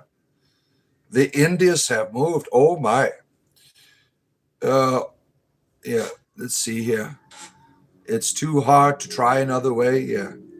You're also drinking with a metal straw inside a glass. What a synchronicity. Oh my. Yeah, I don't have any other types of straws. Yeah, the metal straws. We got lots of those, right? Because the straws are expensive, right? We've all raged against the machine, right? Yeah, I've had a long history of console abuse. I remember beating up my Nintendo as a child with all of my rage. Yeah, throwing controllers. Yeah, I have a bad temper sometimes. Yeah, that I deal with. Yeah. Labubu, save me. Save me, Labubu. What? Look at the Oh my, look at the time. Got 5 more minutes left. Can you believe that? Um, we've been here for 3 hours. My goodness, yeah. Isn't that wonderful? We've had a great time today. Yeah. And I'm not going to be back tonight unless some miraculous thing. I plan on having dinner with my family tonight, so I won't be here. And I gotta work on punishing Lewis tonight with preparing the D&D game tomorrow. We live stream Dungeons and Dragons tomorrow night at 4:45 Eastern Standard Time p.m.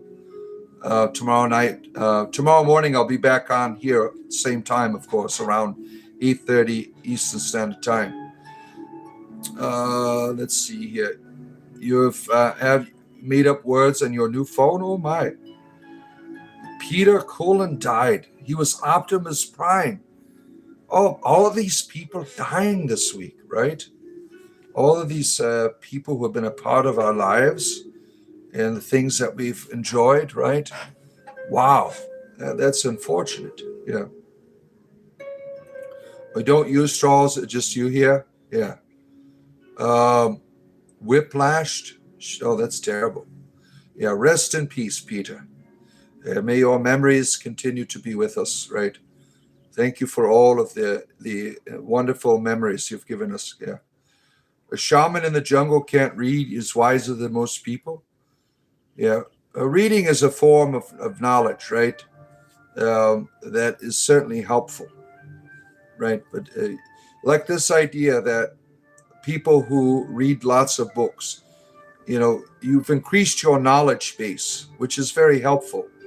But wisdom, that comes from a different experience, like intuition, is a whole new, different reality. Head knowledge, you're limited to all of the resources. The tradition of wisdom, it has no boundaries that you draw from through your intuition, right? Yeah, we lost Dolly. Yeah, Eeyore, look at that. Drow and snake-headed whips, yeah. Yeah, poor Lewis and all his comrades lost all of their gold and weapons. And they're lucky Lewis's character is an expert at the Underdark, so they don't have to starve. But they're not going to have any spell components for the spells. That's another nuisance, right? Is that they're simply not down there. You could probably find some up to the the basic things, but the things that cost money, they're not down there until they find a hub of civilization. Wise men told you knowledge is power. Yeah, not really. Knowledge really doesn't do anything in terms of, it's certainly helpful. I need knowledge to run a computer, for instance, but power is really something that has many faces and many forms, and you don't need to read a bunch of books to exercise power, right? Spider-Man told you great power comes with great responsibility. Yeah, that's a great. Throw your pipe away. So you got to with someone pipe here.